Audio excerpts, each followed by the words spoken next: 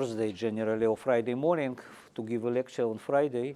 So you can, and my office hours will be, I'm just around the corner, my office 258, and I'll be on Friday morning generally from 9 or 10 in my office, so there will be office hours, but you cannot catch me any other day but Friday, okay? And so this is a guest course, and we'll have a recording, but it also has a very extensive lecture notes set, which is you can find on Canvas and also at my homepage at Weizmann. It's practically a book. I'm finishing a book. Hope to send the draft on summer. More or less everything is there. There is more than one semester course. And the only warning is that if you'll be using these lecture notes, don't download all of the text because this is an interactive process. So one of the reasons I'm giving you this course, and you are apparently very good students, that I will be changing text a little bit after every lecture. I'll go to text, I'll do something a little bit more clear. Maybe you'll catch some errors, okay? So it does not make sense to download materials from further ahead. Will be. And another thing which I really wanted to be interactive is that it's a huge subject in the sense that it's panoramic. And I wanted to be interactive somewhere, maybe after first 20%, we'll choose which direction will follow more and which less. For example, raise your hands who are quantum physicists, like quantum. Good. And who are non-quantum physicists? Yes. And who are non-physicists? Good. So you see, we have at least 3 directions. Okay. So at some point, we'll be more interested in discussing what is actually the new theories of how brain works, of active inference, or we'll be more interested in quantum information and teleportation, or we'll be more interested in how actually self-driving car works.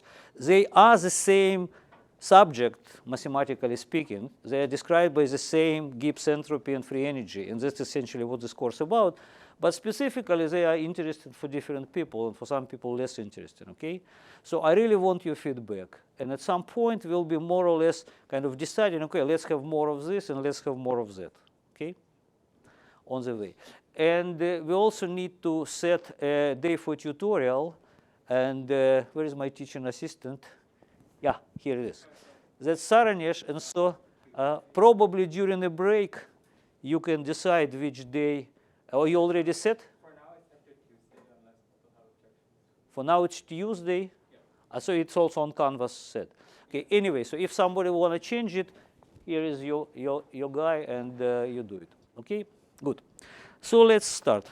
And by the way, I'm first time teaching by this very unusual schedule. So it's usually 1 hour 15 minutes break, and 1 hour 15. So that's okay with everyone. Good. So what's the subject? The subject is very old, and it's essentially trying to answer the question, how much we can say or do about something that we don't know. It's a very generic question. And definitely, you know, different people in different walks of life somehow manage to do it. And but we are physicists, so we'll try to more or less formalize things. And the way that we formalize things, we have at least 2 basic levels in which we answer this question. And the first basic level is called thermodynamics, and the second basic level is called statistical physics. Okay? So thermodynamics is a phenomenological approach which says this: we do not know what is inside it, but we know something about the nature of what we are talking about. For example, we are talking about molecules that move in a box. Or we are talking about market traders. Or we are talking about a set of macromolecules which do some functions. So we know something basic about them, which usually for physicists are their symmetries. And essentially, thermodynamics, as we today will more or less give a brief overview of thermodynamics, is a science which tries to impose restriction on visible manifestation of something hidden using our knowledge about the symmetries or conservation laws or other restriction on these hidden elements. It's a very general framework, okay? And statistical physics is the next level of description, which tries to look under the hood and say, okay, we don't know exact states, but we know the laws that govern it, and we may try to compute probabilities of different outcomes. In this sense, from statistical physics, we look at thermodynamics and say, okay, this is something, some inequalities about mean values. What we do in statistical physics, we get the whole probability distribution, which justify thermodynamics as mean values, and also compute probabilities of different fluctuations with respect to these mean values. Okay? So now,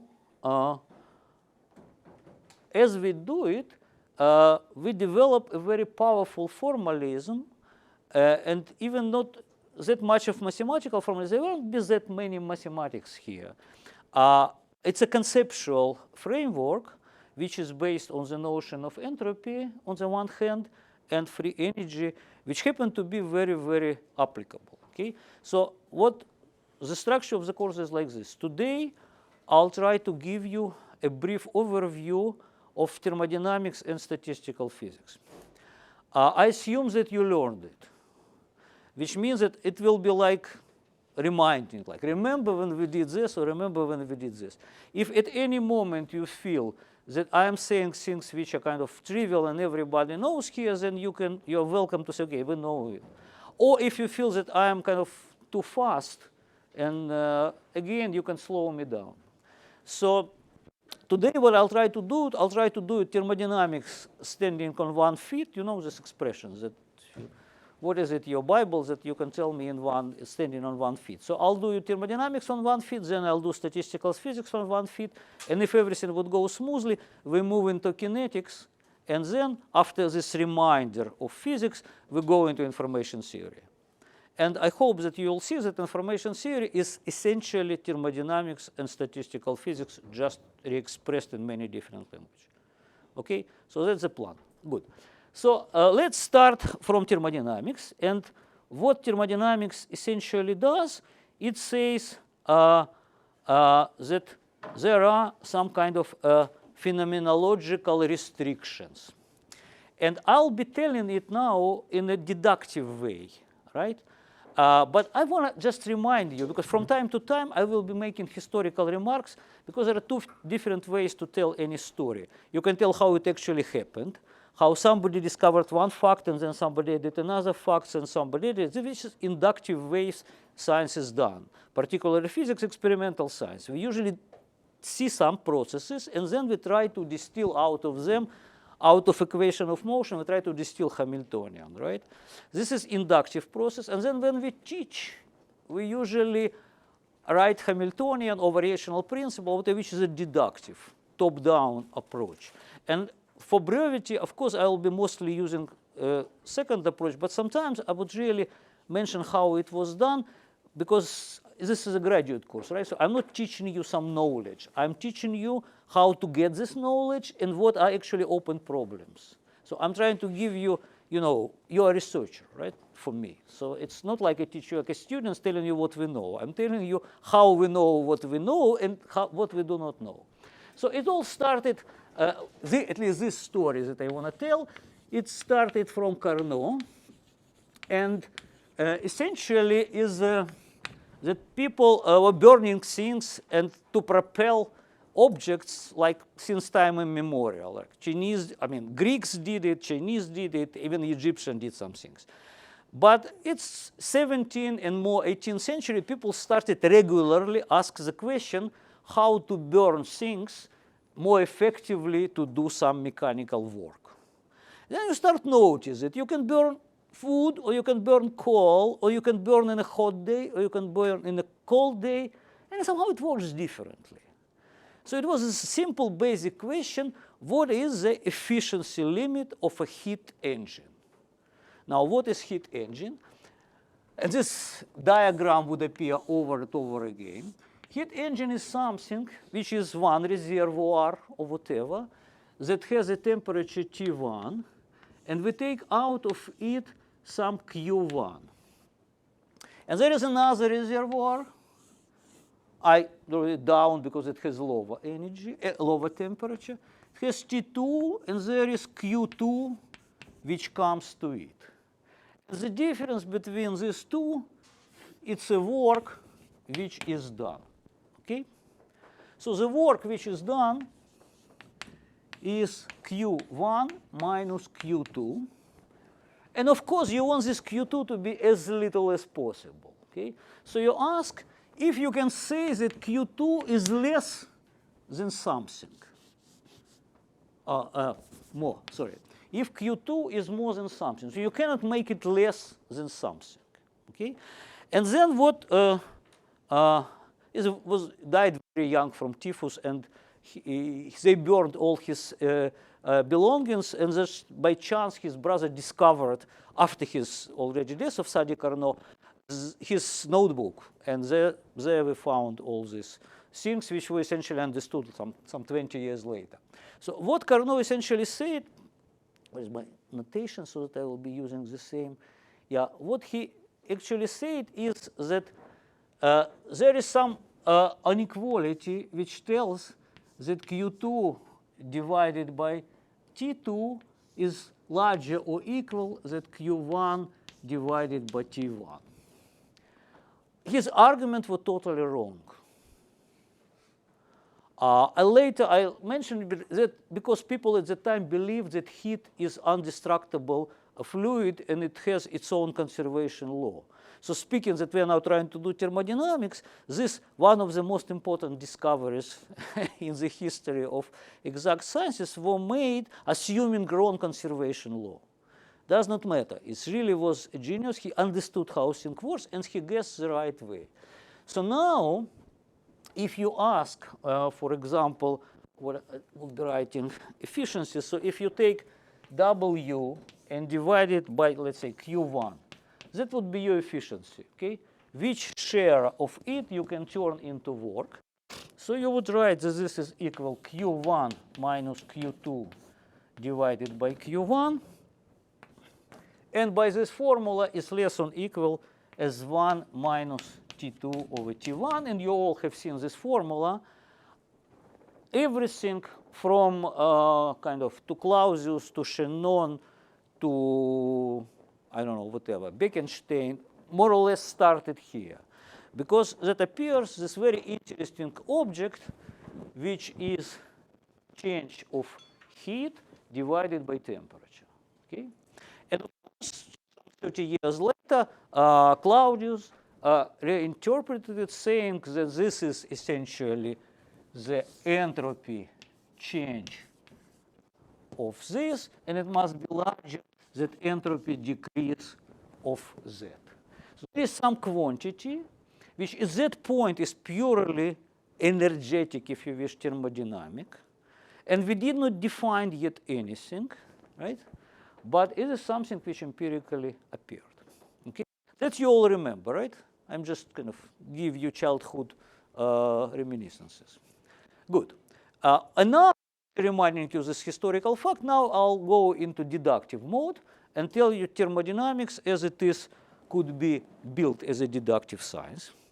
So in this sense, when you do it axiomatically, you say thermodynamics is such a science which poses the basic problem.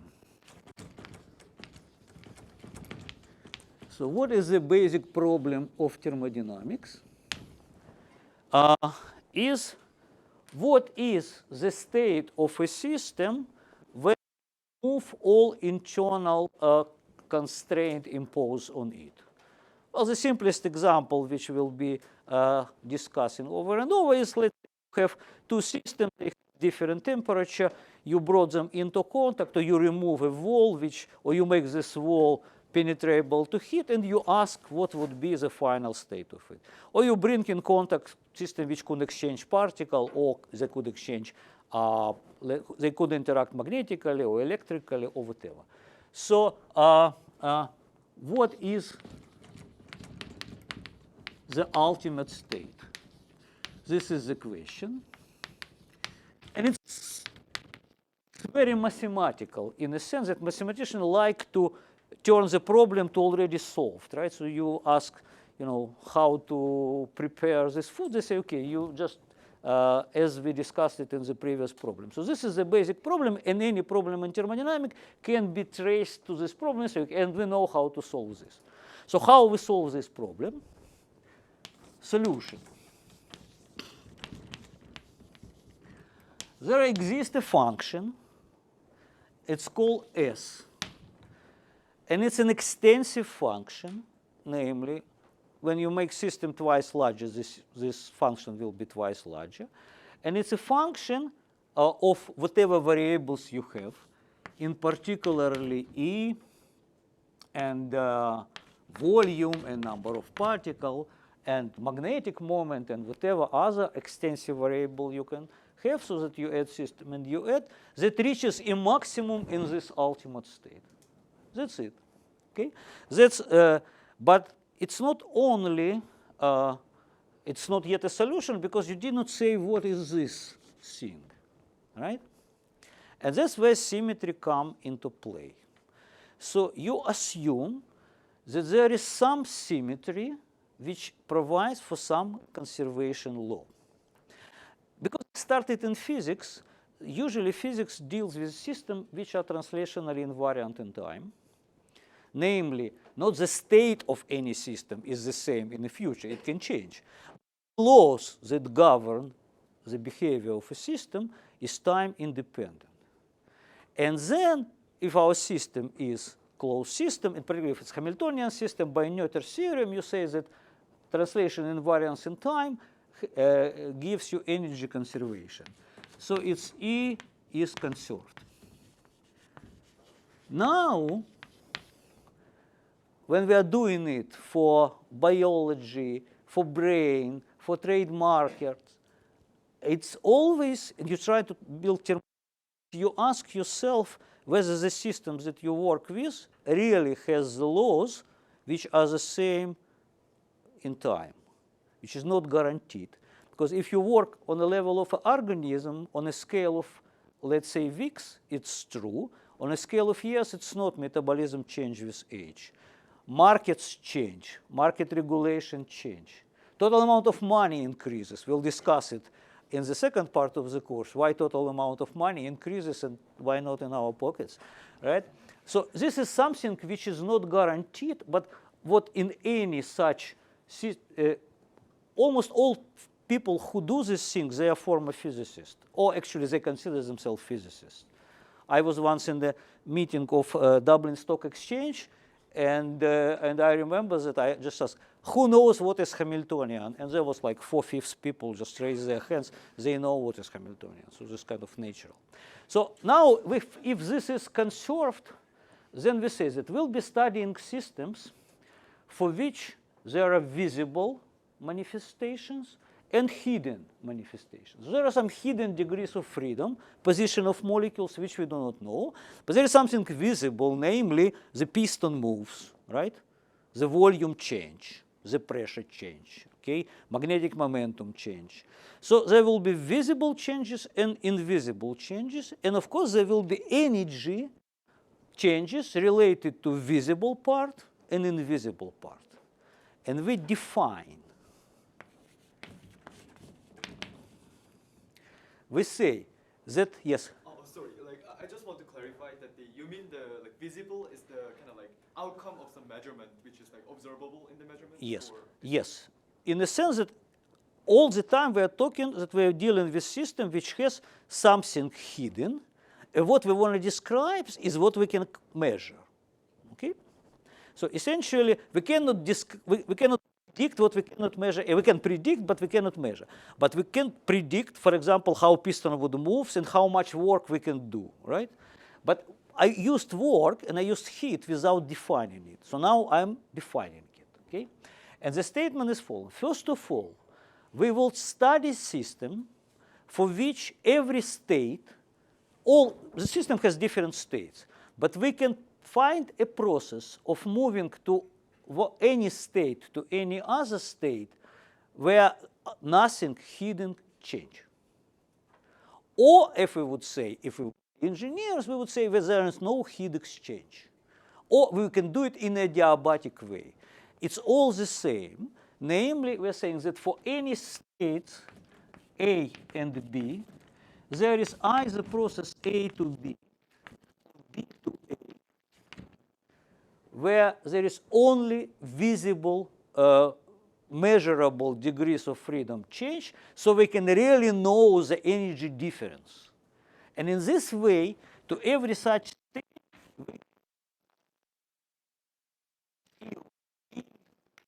so energy now is a function of state. We can measure for every state its energy. Of course, it's up to a constant because we measure only processes. But it's very important.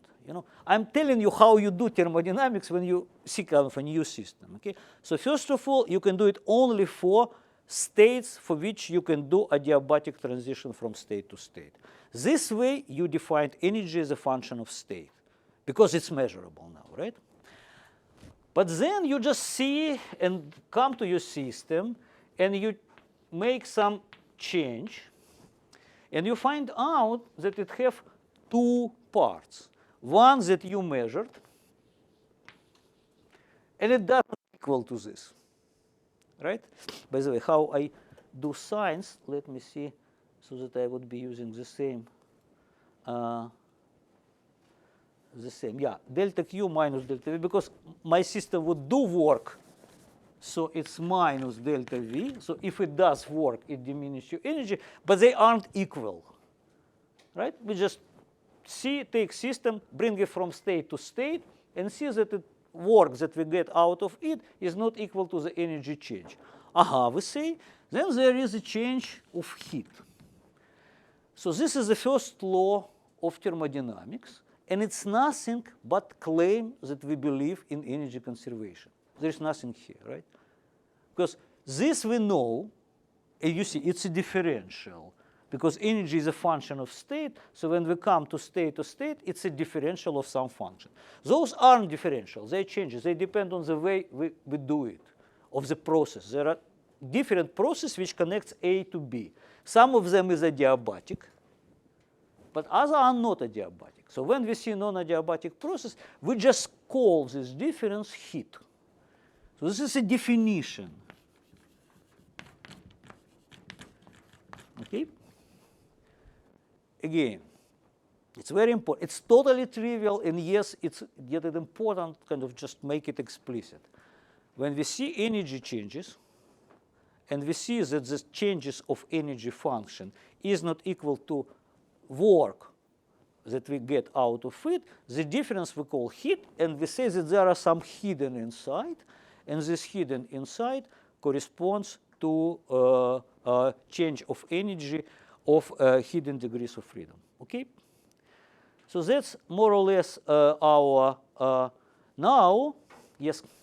So I'm a little perplexed about the A and B's right here. So you're saying that these two systems are systems such that they are states of the same system. So you have a system, and there is your system with the molecules of gas. There is your piston, right? Yeah. So this is A, right? And this is B. Okay? So this is a state B. What is the difference? It's different volume, different position of a piston. You can measure here, for example, how much work you did, right? So you know how much work you did by passing from A to B. Yes. Okay? So you know the work and the energy because you want to define Q by the energy and the work. You're saying that A and B are states such that energy is. What I'm saying is that I only work with system that I know a way to pass from A to B without this. At least there is some way. And this way is like this. I totally isolate this system. I totally isolate this. I just put, a lot of cover on it. I put my blanket on it, and it's adiabatic. No heat exchange. Okay? Then I measured a work between A and B and say, okay, now this work is the energy difference between A and B. Then you come, you take a blanket away, and you do again this process, and you find out that the work that I get is less You say, what the hell? And I say, aha, but this dip is the heat that you lost because you removed your blanket, okay? Please ask this question, because it's totally trivial, and yet just when you see the simple examples. Okay, so now we're ready, because we know what comes here, right? So when we say that how you solve the basic problem in thermodynamics, you need to know such function. This function is everything. Every such function is called thermodynamic potential. There are several of them. We discussed it. It's a function of this additive variable. And now what is energy? It's something which is conserved. And now we can work with it. So what can we say about this function? Let me erase this beautiful example, but we'll return to it. So first of all, we say that this is a homogeneous function of its variables. Now, and what is the degree of homogeneity of this function?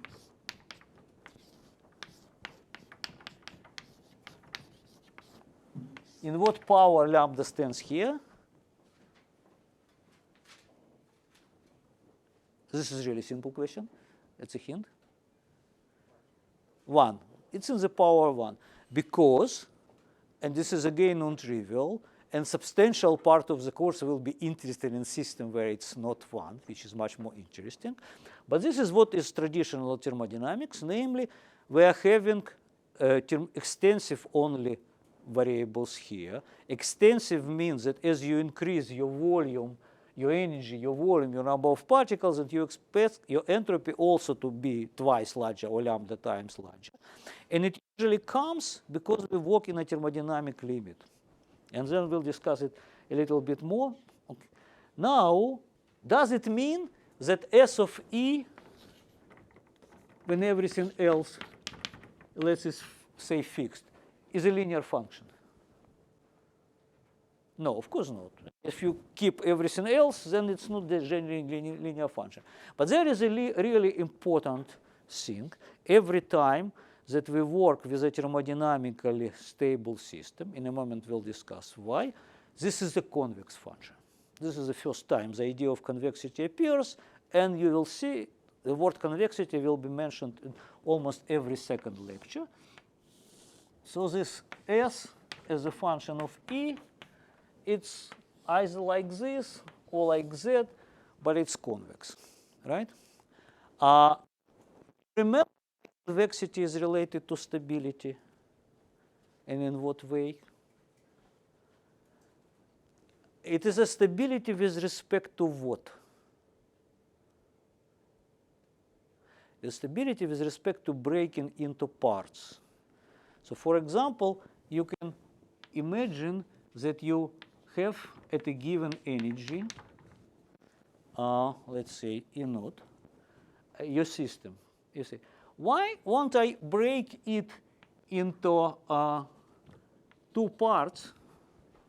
And this would be E naught minus delta, and this would be E naught plus delta, right? So this would be entropy of this. This would be entropy of Z, right? And then the total entropy will be here, right? But we say that by our basic assumption, the entropy need to be in a maximum. And when I break the system, I actually lower entropy. If this would be a concave function, then by breaking it into 2 parts, I actually increase entropy, and that it would be going into this direction will be equilibration. Okay?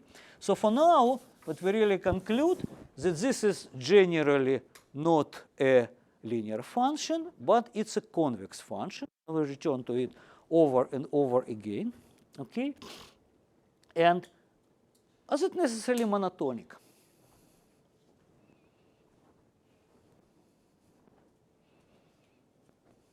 You know, I'm a former actor, so I know how to make pause for like forever until audience reacts. So, and also I want you to train intuition, which means that you answer, if not necessarily aloud, you answer immediately. This is the only way to train your intuition. So you just blurt whatever comes into your mind, and then you ask yourself why actually I've said it. Okay, so should it be monotonic function? Should my entropy increase in? You already know something about entropy, right? I assume that you know only things that I told you today, but okay. If we don't know the answer, let's proceed. Maybe this answer would appear on the way.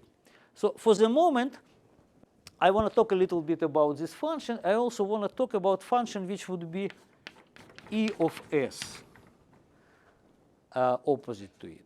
Because when we say that the maximum, that the thermodynamic equilibrium, a state which appears if we let system evolve for as long as it wants, it's a maximum of this function for a given energy, right?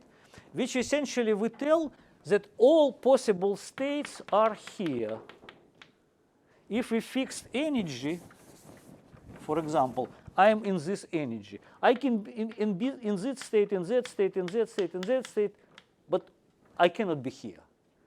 So essentially what this dependence S of E, this function, it's a curve in the SE plane. It tells you that all admissible state of a system is here. And if you let system alone, it would drift towards this point at a given energy if you don't let it to change its energy. Okay? But now I want to ask, oh, actually, if I look from this perspective, whether I expect that equilibrium would correspond to any extremum of energy. What's your expectation? Just look at the picture. So let's say I do not fix energy now. I fix entropy. Okay? So my entropy is fixed. All possible states aren't here. They're all here. There are no states here. This is what is possible. Now, where would be my equilibrium state at this given entropy?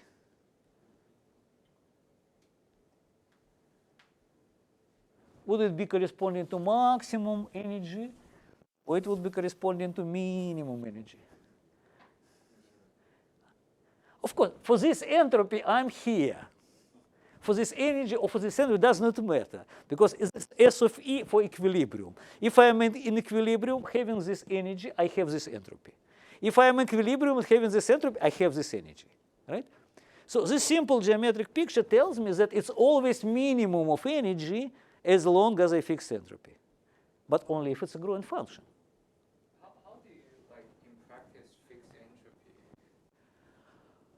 Again, adiabatically, you don't let system, and then it can keep it energy. For example, you're doing something with your system adiabatically.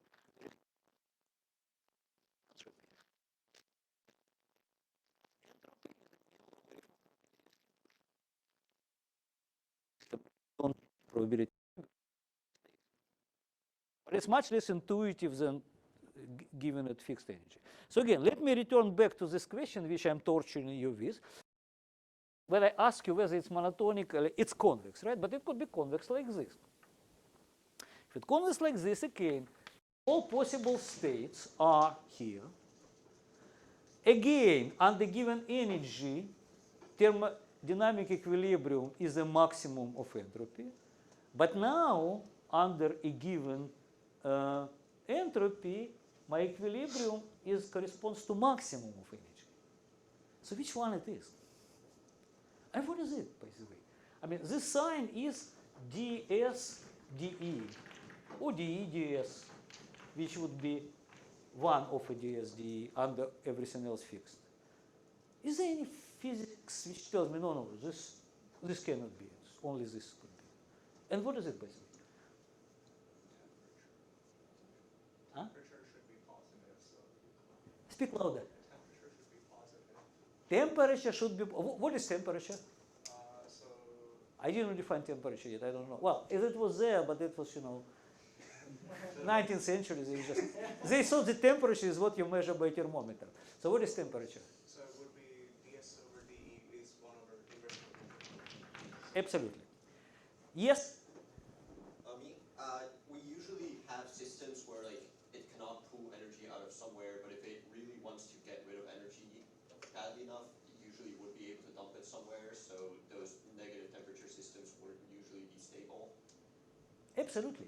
There is nothing in the world which says the temperature should be positive. And if we'll be lucky enough, we today will just compute a very simple, trivial physical system, which is called two-level system, which you all seen many, many times. And we find out that it has positive temperature, it has negative temperature. And actually, what we'll see, if this is kind of a prequel of a second episode, we'll see something like this. But it's convex, that's for sure, right? So this is really important. So now what we kind of straightforwardly come to this very important derivative. And now let me do some simple computer, maybe time to, how we're doing this time. Okay, I'll finish this. So now I just do a simple computation related E of S to S of E, so that it will be not only Greek way of demonstrating things, namely, which I prefer, drawing pictures. But sometimes we will be doing, some trivial analytics to get the same. So let me, I want to pass from this function to that function, and I want to relate their partial derivative under everything else assumed fixed. And there are different ways. I prefer my own ways by Jacobians. So if you don't know what Jacobian, or you don't remember, I just give you a brief definition. So if I have u and v, and I have x and y, so there is thing which is called Jacobian. It's just by definition, it's du dx, dv dy, minus du dy, dv dx. Okay? And it's a very convenient way of doing partial derivatives, because in particularly if you say that you want a du dx under a fixed y, you can write it as a du dy. Right? So, and then what you can, just by looking at definition, that any interchange here changes sign. Okay?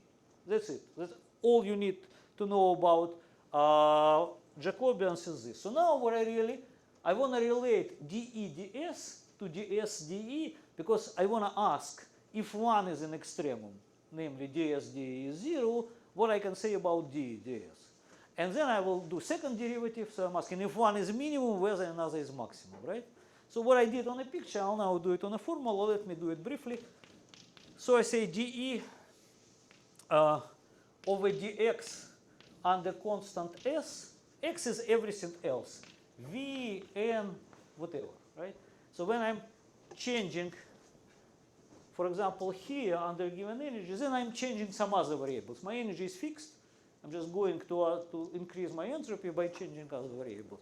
So I compute this derivative, dE dx, and I do it like dEs over dxs, by definition, and then I do it by dEx,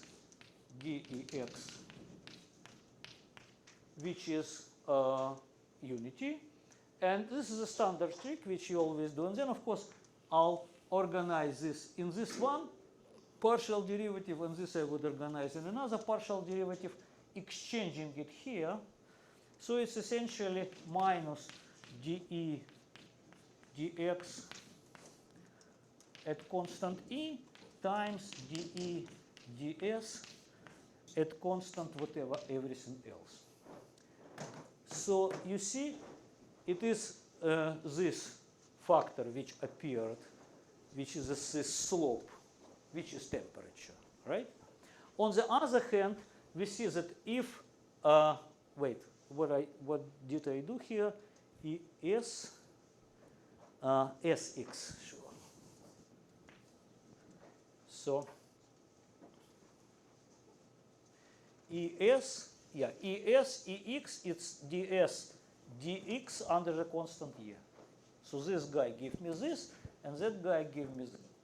So first of all, I see that indeed, when this is 0, namely it's extremum, then this is 0, namely it's extremum. Now, if you differentiate it second time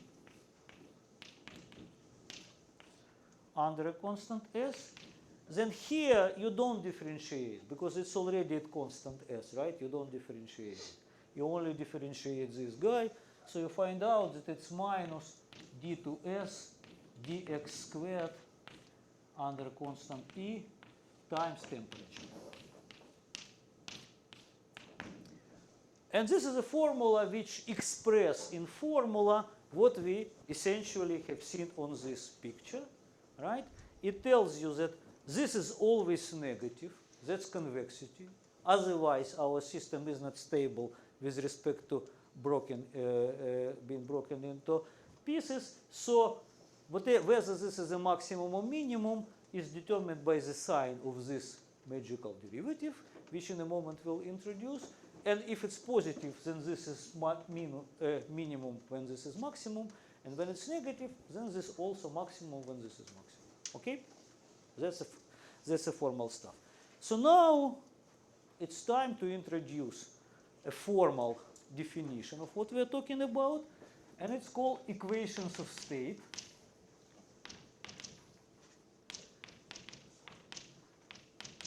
Maybe it's time to ask, am I too trivial and telling you things that you know very well? So it's okay to kind of move, because I'm kind of empirical here, right? I can just say, okay, you remember what equations of the state, so let me see. So still, I won't tell you anything which I won't use later. So I'm still very pragmatic, so I'll be reminding something. So this is just definition. Equation of state follow from this main function. So everything is in this function, or in this function, which I can just as well consider E, S, V, N, whatever. And where is my... Okay. So I just defined dE, ds. By definition, I call it temperature. Why it's called equation of state? Because it's about changes, right? How entropy change if everything else is constant, how entropy change with energy, or energy changes entropy. And this is also some function of S, V, and N in this, as in a moment we'll call microcanonical approach. Okay, and the same I do dE, dV, which would be called, for some idiotic reason, minus pressure, and dE, dN would be called chemical potential, etc. Okay, these are definitions. Okay, so and this is what we usually measure. So really, I mean, when you do new thermodynamics of whatever, you measure this. You do changes, right? You do processes, you change something, you see how this changes, and then out of it you try to recover this function or that function. That's what really people do in the lab, or trying to do theory or analyze market data or whatever. That's you get this and you then recover whatever else. So probably it's time to make a break, right? No, it's 45 minutes. Yeah, good. So I see that it's, I started at 1:30, right? Good, okay, so we have okay, good.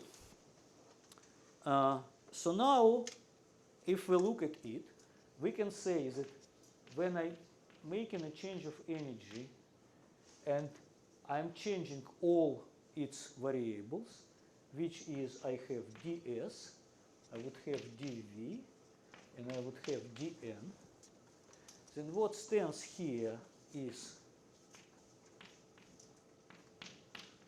just by definition. Now, if I compare it with my first law of thermodynamics, then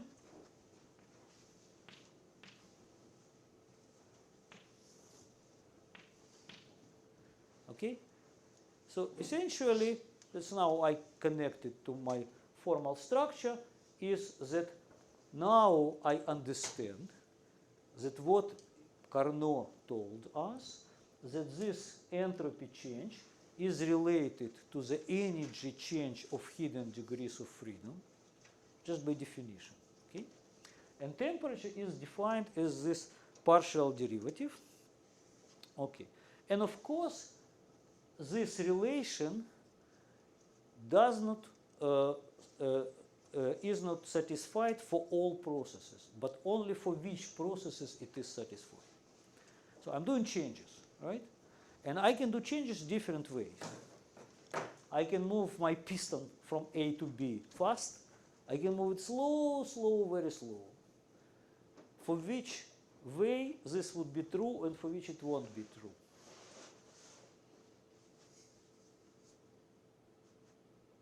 Very slow process. Very slow, it should be true. Why? What's wrong about doing it fast? Why in this case I cannot guarantee that what is actually written here? It's not what is, it's much more than what is written here. It's here is just a definition, right? Some delta Q. I don't know what is delta Q. Now I'm saying there is some function T, which is a function of S, V, and N, which is a factor here. But I'm doing it using equilibrium relation between equilibrium function E of S, V, and N. Which means that at every point of my process, which I do, even if I do it infinitesimally, I'm supposed to be in equilibrium. That's why it must be slow, or as we call it, quasi-static.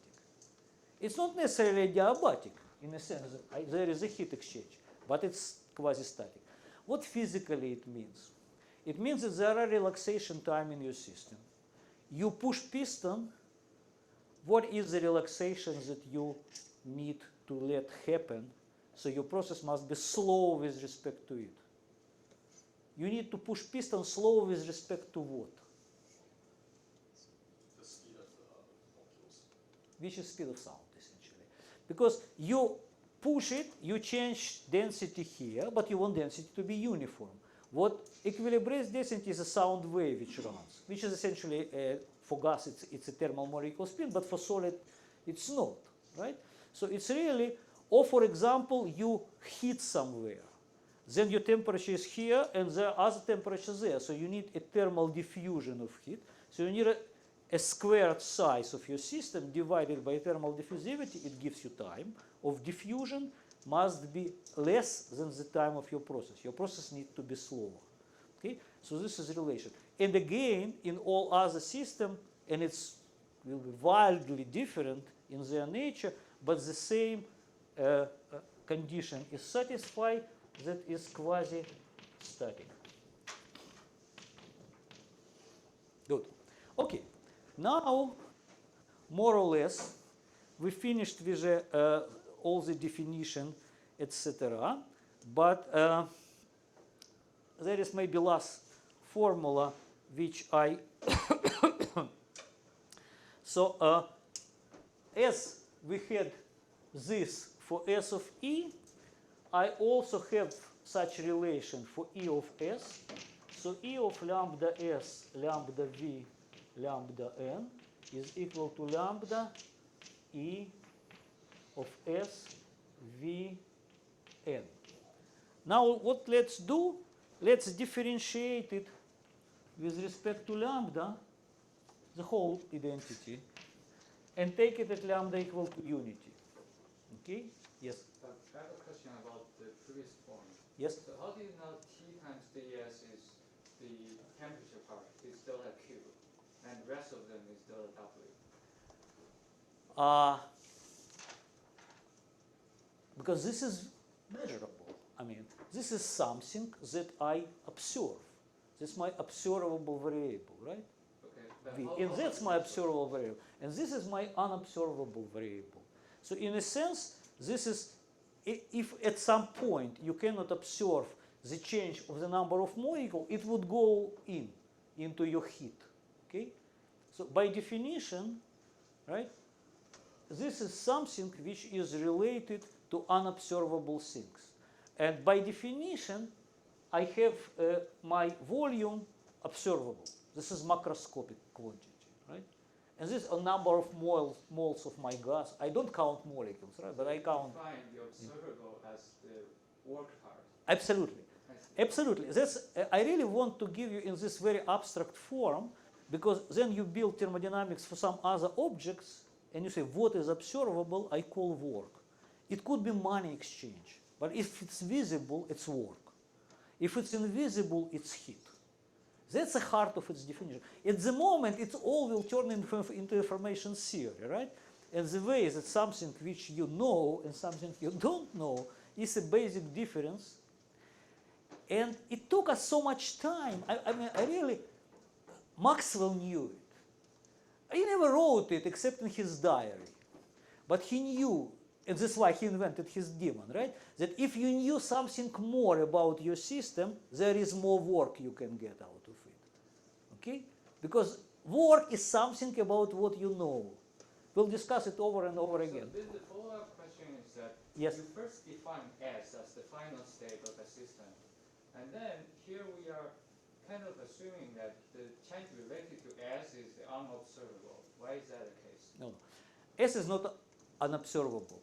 What I am saying is that the change, this is a change, this function is supposed to that I know all this thing in principle by finding this function, right? But on the other hand, when I'm doing my changes in the process, I cannot measure this.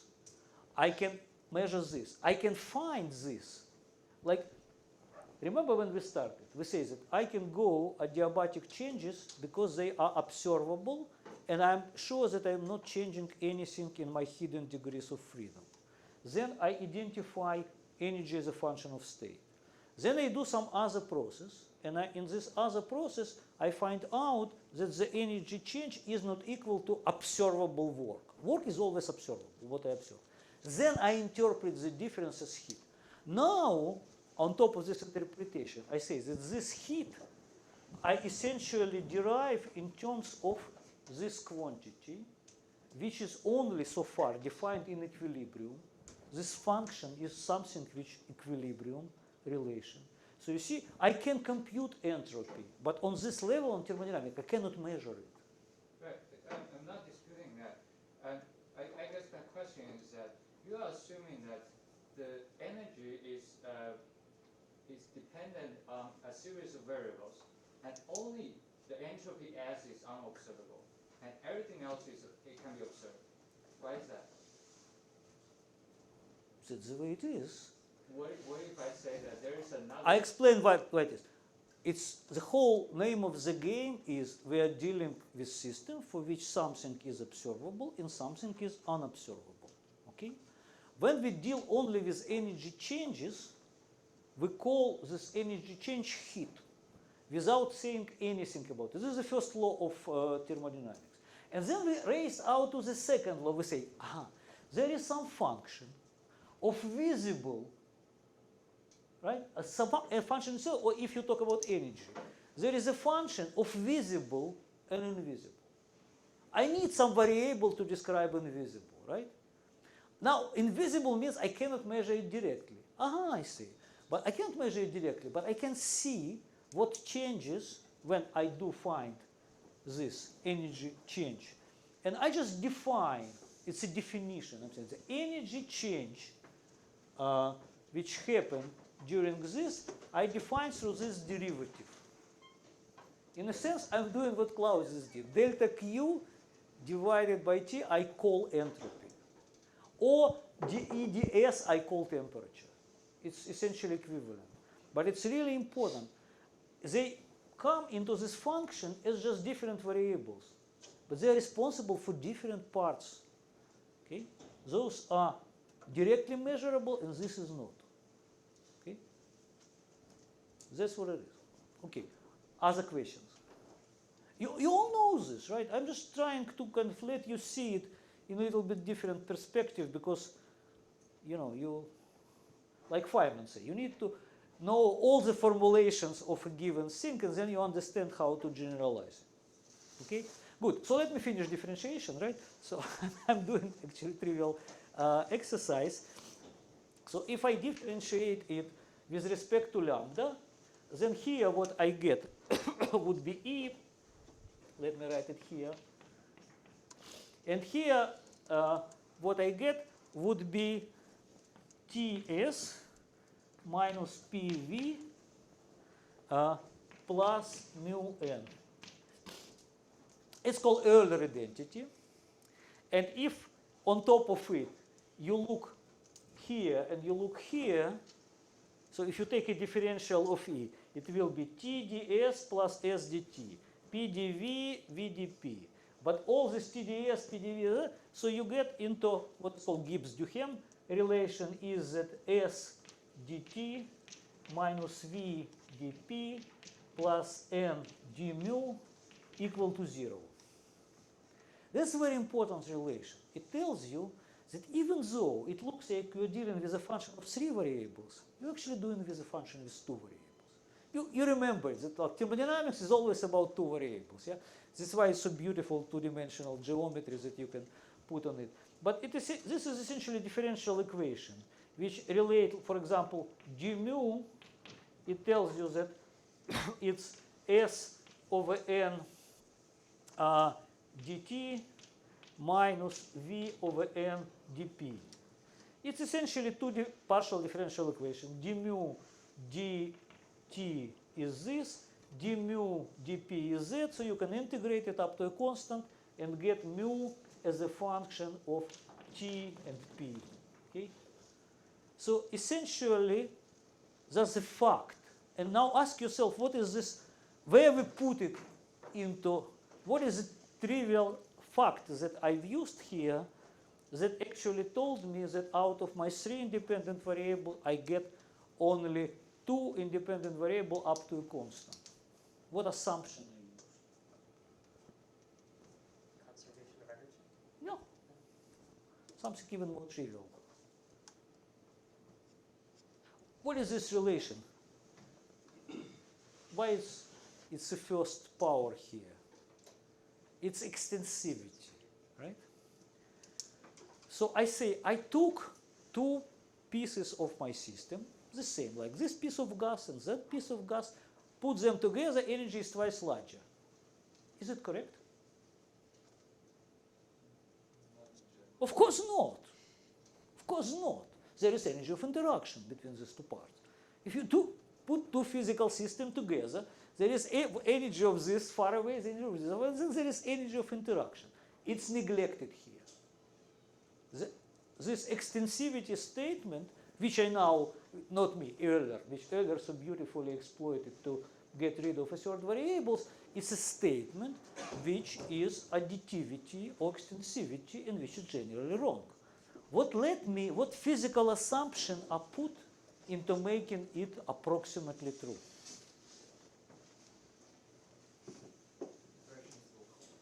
Yeah. It tells me that interaction is short range. It's the first thing. And the second thing, well, if interaction is short range, but you have 3 molecules, that's it, there are 3 molecules. There are only 3 molecules to interact. Okay, so you need to take apart and interact. There is nothing else there. What is the second one? Thermodynamic limit. What I say is that my system is so huge that when I have it into 2 parts, the boundary is negligible, right? That is a statement that is made here. So all this trivial manipulation, which we so fast pass when we learn thermodynamics when we're undergrads, right? There is a simple but non-trivial physics over there. So you really say that there is a short-range interaction. So there is a region near the boundary where this interaction is important and it gives you contribution. But this is, everything else is volume, and this is area, is volume 2/3, right? So what thermodynamics does, it takes this limit of n going to infinity, v going to infinity, e going to infinity, keeping finite ratio e over v, n over v, etc. That's why in a classical thermodynamics there is only extensive variables like energy, entropy, volume, magnetic moment, or intensive variables like temperature, which are the derivative of one extensive and another. There is no things which is volume two-thirds, which is area, right? And entropy here is a volume.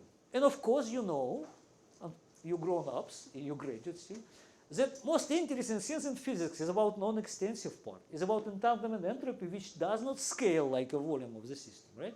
So I really want you to remember this moment, because when we come to entanglement entropy and when we will be discussing things which do not scale with a volume, we say, aha, that's why we, well, oh, sorry, I apologize, I thought I put it off.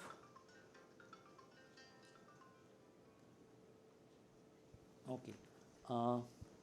So this is really important. Okay, this more or less ends this thermodynamics in a sense that we know that thermodynamics is a religious belief in energy conservation, or in whatever conservation that it is.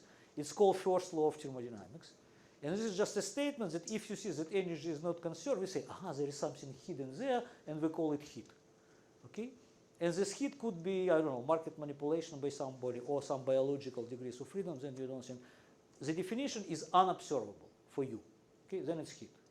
Okay, and second statement that you're looking for a state of a system when it equilibrates and it corresponds to maximum of some function or to minimum of some function. Okay, and now let's have an example.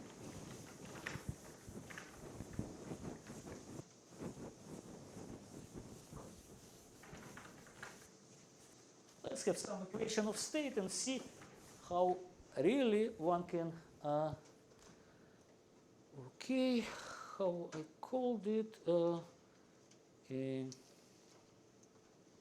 okay, good. So equation of state, experimentally found equation of state. A system which can have energy states of the system are between 0 and some E maximum. So it's only here that I have my, like, yes? Oh, sorry, I have a question about the thermodynamically. Like, do we only like need to consider like n is going to infinity, like instead of like v and e goes to infinity? Because like I think that is like sufficient condition to consider the boundary to be negligible. So if you take n going to infinity, but let's say your volume does not go into infinity, you get a neutron star at some point, right? And trust me, you won't be able to neglect interaction. Okay? So this is really important. This is what makes it so trivial, right?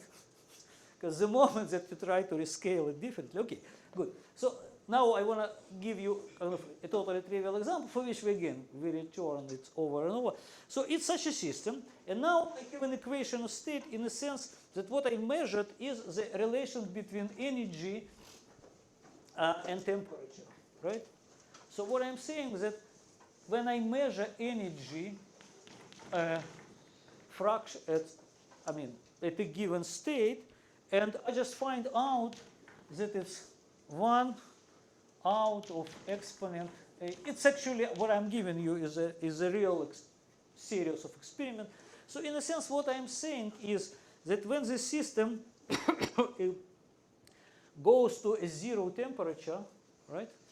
So this is now very, very large, and this goes to 0. When my system goes into infinite temperature, its energy goes to, a mean energy, right? Goes to 1/2.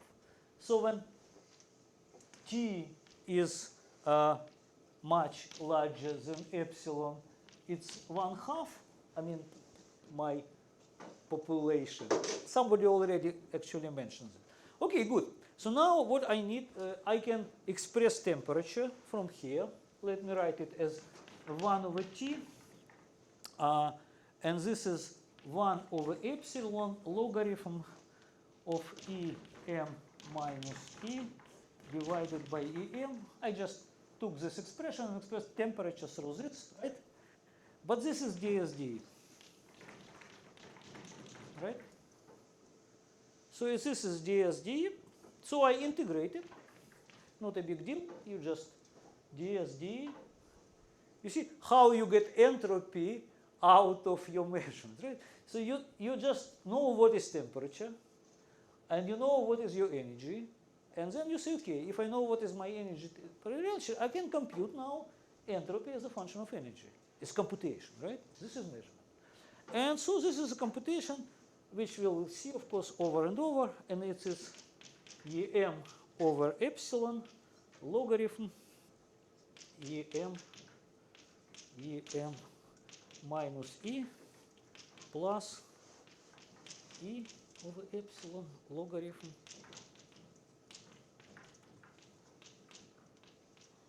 okay. So this is your s as a function of e, and we can plot it. I don't know if we do it here or we do it. No, we do it later. We do it when we do statistics. But we'll return to it. I want to put it somewhere. Okay, let me. When I'll try to erase it, don't let me, okay? Because I want to. Somebody recognizes it for. You've seen this relation between entropy and, let's say, occupation level, which is this is essentially what fraction of. Okay, we'll return to it. Good. I really don't want now to, steal the show. Now, probably it's a good time to ask about how I can describe everything in terms of not entropy, which is different, which is difficult to often directly access, which actually by definition is hidden, and temperature. So, for example, I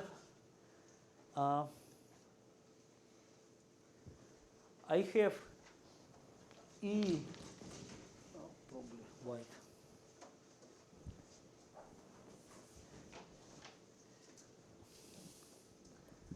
I have E as a function of S and whatever, and I want instead to have a function of T, and I mean Vn. Okay? But T by definition is dE ds over everything else constant. So of course you've seen this, that I really want to pass into a variable which is a derivative. So instead of looking as a function of S, I want to look as a function of derivative with respect to S. Or in a sense that if I have y of x, I divide dy dx equal to p, and then I would say, okay, what if I just, this is a relation, from this relation, this is p is a function of x, right? Because y is a function of x, then p is a function of x. Then from here, I can find x as a function of p. Okay? Just a relation. So why don't I take y, and instead of x, I substitute x of p, and this can be a new function of p, and live happily ever after. Why cannot I do it? Let me put it differently. If this function has the same information as this function, okay? Let me just plot it. Again, there are two ways, like, to draw a picture or to write formulas. So let me draw the picture. Y, x, have some function, okay? What is p? P is a slope, right? So this is some p, and this is y of p, right? This is p1. This is some p2. This is y2, right? But now, if I say that for p1, this p1, Okay, I have this value, right? And for P2, I have that value of my, the function that I'll draw here would be that function and not my original z function. It's just shifted. Okay? So you see, there is a whole family of functions which are defined by shift to the right, which all corresponds to the same relation between p and y. Right? You set a derivative, it gives you y. Right? So these two functions give the same dependence y and between y and p, but different dependencies on y and x. Okay? So what I need to do, I need to somehow fix it. And it's not what y of p does. Right? I need it somehow differently. And there are different ways to do it. And one way was invented by Legendre, a French mathematician. And he said one way to fix it is to fix it, because I really want not this, but this. You can fix it for every p setting this point. For this p, I would call z point. Let's call it psi1, psi2. Now this psi would be y. Let's say this p1, right? So this is y. And what is this? It's x times p. Right? So in a sense, what I'm doing, I introduce a new function which is called Legendre transform. So this I would keep, and this I would erase.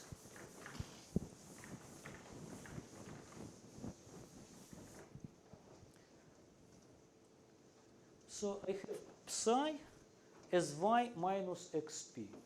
Okay? So this is a new function, and this is a function of pi. It's, as usual, a beautiful geometry out of it. In a sense, what Legendre suggests that we look at every curve as the envelope of a set of rays. Okay, every pi is a straight line, right? It's just a derivative. So it sets me a tangential to this curve. This set me a tangential at a different place, right? So I have tangent here and I have tangent here. Okay, so now my curve is an envelope of all these lines. But technically, this is the definition. So you take, let me write it a little bit more. You take y as a function of x as a function of p, minus x as a function of p times p. Okay? So this is maybe kind of the most important part of mathematical machinery on which thermodynamics is built, is that you get out of this relation x of p, but you not only substitute it into y, you also subtract it over here. All right? And now this psi, this point for every p, totally one-to-one corresponds to this curve. Right? You set psi and p, so you take psi, you take p, which is a slope, and it tells you where it would be tangential to this curve. Set of these points totally set it. So let's do a couple of formal manipulations with it to see that how it works.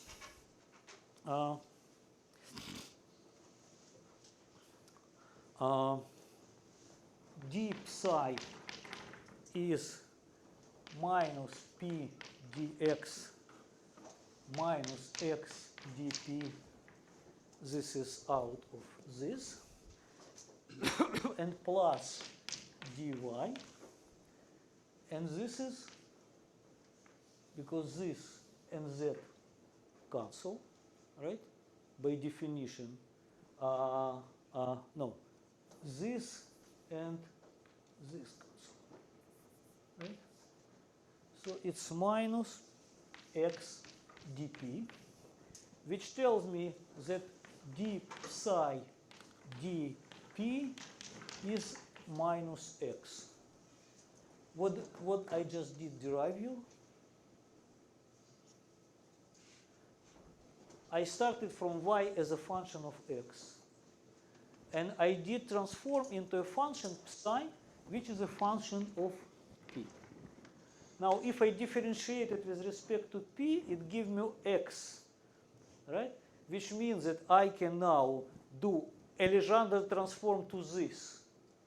Namely, I take my psi plus its argument p times its derivative d psi dp, right? Which is psi plus x, d psi dp is x. So I do inverse Legendre transform by the same way I did a direct Legendre transform up to a sign. So that's what really makes it a transform. You do it twice, you return back to your variable.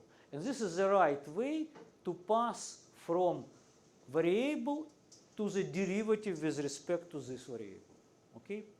Let's make a break now and meditate on it, and then in 15 minutes we'll return.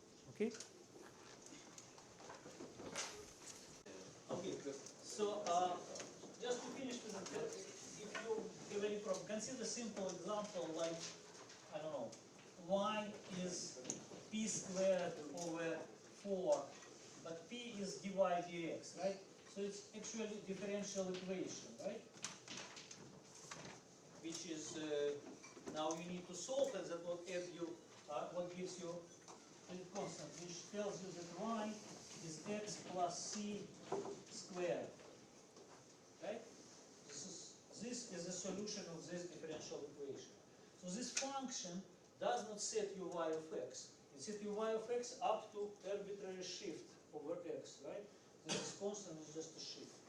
So it tells you why you need this Legendre transform. Okay? And now to finish with the thermodynamics, the most famous Legendre transform, of course, is a, yes? So psi is still a function of x, right? Psi is a function of p always. How you build psi? You take y, it's a function of x, but you express x through p from this relation, right? And then you subtract from it x as a function of p, and you times p. It's totally function of p. Oh, so we invert the x-p relation, and that's how. For every p, which is a straight line, it's a slope, you set where it crosses the vertical axis. That's psi 1, pi 1, pi 2, psi 2. Set of these straight lines, you find an envelope. Okay? It's just a set of straight lines, and this curve is the only envelope which exists for this whole set of straight lines. Under the condition that you can resolve it, namely that for every p there is only 1 and 1x, which means, so I have a curve for which only 1x has this slope, only other x has this slope, which called convexity. Convexity is a statement that your second derivative never turns into zero, or concavity in this case, right? The second derivative never turns into zero, right? So you change x, you change your derivative, first derivative, okay? So it's only for convex function you can apply Legendre transform. And that's why only for convex function thermodynamics exists. And when you lose convexity, many interesting things, all phase transition and others happen. Okay? So you do Legendre transform. You see, it's a convex function. This slope, it has only this point x. That slope has only this point x. Okay? Question? Yeah, could you just check and make sure your mic's on? Sorry. My mic. So for posterity, this important remark about convexity was lost. So let me repeat that you can define Legendre transform only for convex or concave function. For function for which second derivative never changes sign, whatever it is. Okay? And now the most famous Legendre transform, for which essentially all self-driving cars now drive, it's a transition from energy as a function of entropy to the energy as a function of temperature, right? So let me remind you. So what we actually do, so we have energy as a function of entropy and whatever x would be V, N, magnetic moment, etc. And we want to find some function which would be function of t and x, right? And this function must be a Legendre transform, because t by definition, where is my equation of state? T by definition is dE ds under a fixed everything else. Okay? So how this function must look like? It's called f, and it must be e minus its variable s times derivative with respect to s. Okay? It's called free energy. And do you know why it's called free energy? In my book, at this page, there will be a picture where will be 3 lines and 2 counters, on which will be written free lunches and another free energy. And will be a very long line to the counter with free energy, right? Because it's much more important than the free lunch. So why is free? In what sense it's free? I mean, you know this word free energy for like forever, right? Since probably, I don't know, your undergrad or high school. Free of what or free for what? Okay, let's find out. So now this df, first of all, it's now a function of t and whatever else, right? So if you do it dE minus s dt minus t ds, right? So because here you have t ds plus minus p dv plus mu dm, then df apparently is minus s dt, because this and this cancel. Of course, it's a function of t, so its differential is expressed in terms of differential phi and everything else. So entropy now would be minus df dt under a constant whatever else with a sign minus, right? Okay, and now why it's called free? It's really important. You know, what is one thing you also learn when you read originals? You know, Newton, Principia, Maxwell, Clausius. It's first of all, it's sheer pleasure, right? And there's very readable things. They spent a lot of time thinking about terminology. I don't know to what extent they were self-conscious, like understanding that what they are doing will be like for 100 years people to use, and you really want, because when we call it a normalization group, you know, it's not a group. I mean, sometimes we choose terminology which is totally idiotic, right? But sometimes, well, entropy. You know where the word entropy comes from? What is trop? Trop is a pass. If there's Russian or Ukrainian speakers, there's in tropa. Trop is a pass. Entropy is, Clausius tried to build something which was similar to energy, which is a Greek term, right? And energy is something about energy. And this is about trop. So it's a kind of a way of counting passes. It's long, long before any statistics which appears. And all the initial thermodynamics all the way to Planck, they really hated the statistics, and Boltzmann approach is, they didn't want to have probabilities. It's still some people. Okay, so why is called free energy, and what is its role in thermodynamics? That now it's very, you can apply free energy to any system, but we usually apply it because it's convenient to a system with a thermostat. And it means that we consider a big thermostat, and our system is a small part of it. And it has it's energy E, but it's now a small part of a big reservoir, which we call that it is have energy ER, just kind of total of it, okay? And now, why we like it, use it in this case? Because this big thermostat is such that it essentially fixes fast temperature. Right? It's so big that no matter what we do, we'll keep, as long as we're in equilibrium with thermostat, we keep the temperature of the thermostat.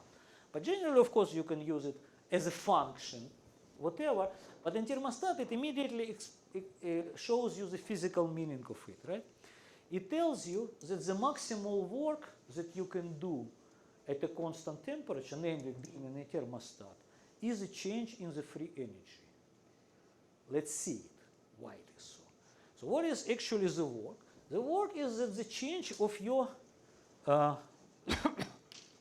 energy plus energy of a reservoir, because now you both do, right? If you do something and you cool a little bit, reservoir gives you heat, right? It keeps your temperature, right?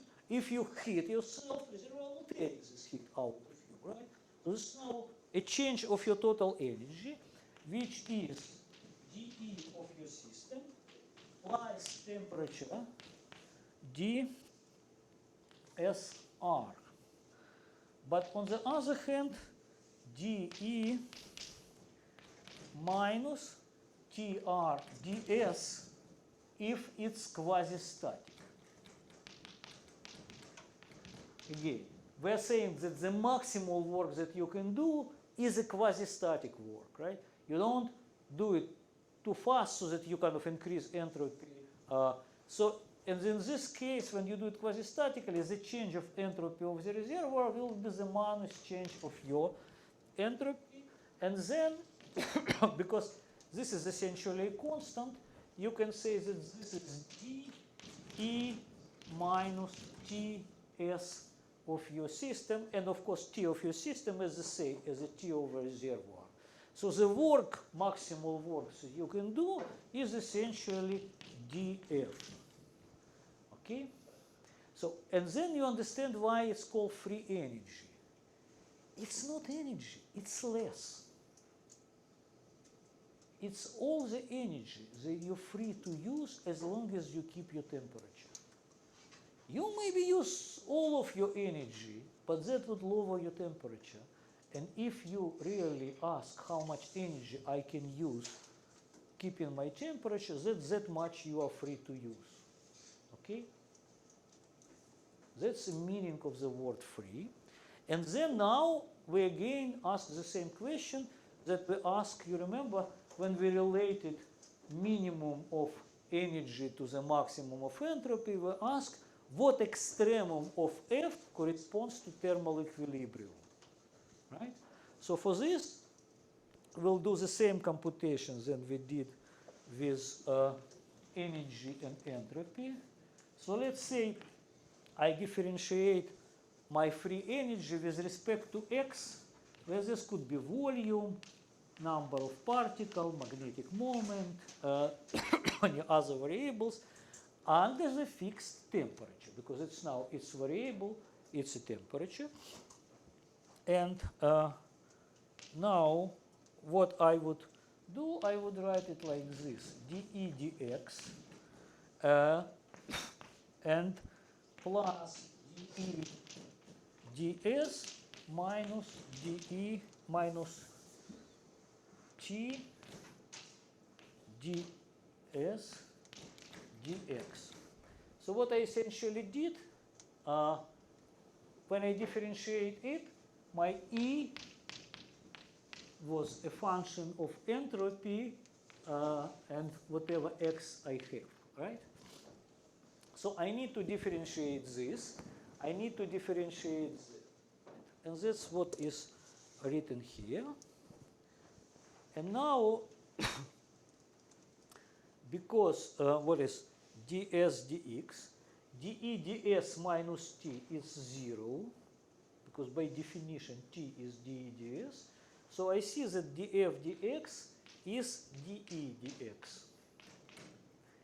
under constant T under constant entropy. So again, free energy is a decent thermodynamic potential in the sense that its extremum defines the thermal equilibrium, and it's the same extremum which energy has. And again, if your temperature positive, then your equilibrium is a minimum of energy. If your temperature negative, which we'll see in a moment, it's a maximum of energy. But that means that energy has a maximum, right? And free energy does the same that energy does. And you also can differentiate it second time with respect to x. Now, what is important is that as long as our equilibrium is a minimum of free energy, say for positive temperature, then there are two ways to reach minimum. And most of the physics of second half of 20th century were actually looking at this and trying to minimize it. And now it has two terms. That's why free energy is so important. That every time you try to find a balance, you write free energy. Or there are different names in different disciplines. So first of all, you want a minimum so you can minimize energy. And minimizing energy usually means that there is some kind of an order you put in the system. Yeah? You don't let, the spins which has different signs to be kind of, near. You want them to be ordered so that lower energy, for example, right? Or if some things are kind of repelled, then you try to keep them far away from each other, organizing them in more or less kind of ordered space. So one way to diminish free energy is to diminish energy, which usually is some kind of ordering. But another way of diminish free energy is to increase entropy, which usually is some kind of disorder. And these are two conflicting things. In every physical system, in every computer artificial intelligence algorithm, and every neural network, try to find an extremum balancing these two things. Most of the optimization problem in modern technology, they are solved using such a functional, which has these two conflicting things, order and disorder, and temperature negotiate the relative balance. So by changing temperature, you tell what is more important. You lower temperature, your entropy is less important, you get phase transition to a magnetized state, you get Curie point, right? So this is getting more important. You increase temperature, you get this is more important, system melts. You pass out of a lattice into some state which, okay? That's more or less, that's why free energy is so important, that it is these two terms and the balance between them. And we'll see how it works in, in marketing algorithms, in bacteria choice of right strategy. They all would be optimizing this function. And recently, they learned to call it this name because for many decades, and there is just this year, MIT Press published a book, which I probably will just have an hour, or maybe if you want more. It's about how our mind works. It's called active inference theory, and it starts from the first page from free energy. Free energy is, which makes it, unreadable for many brain researchers. They actually, they were fighting it.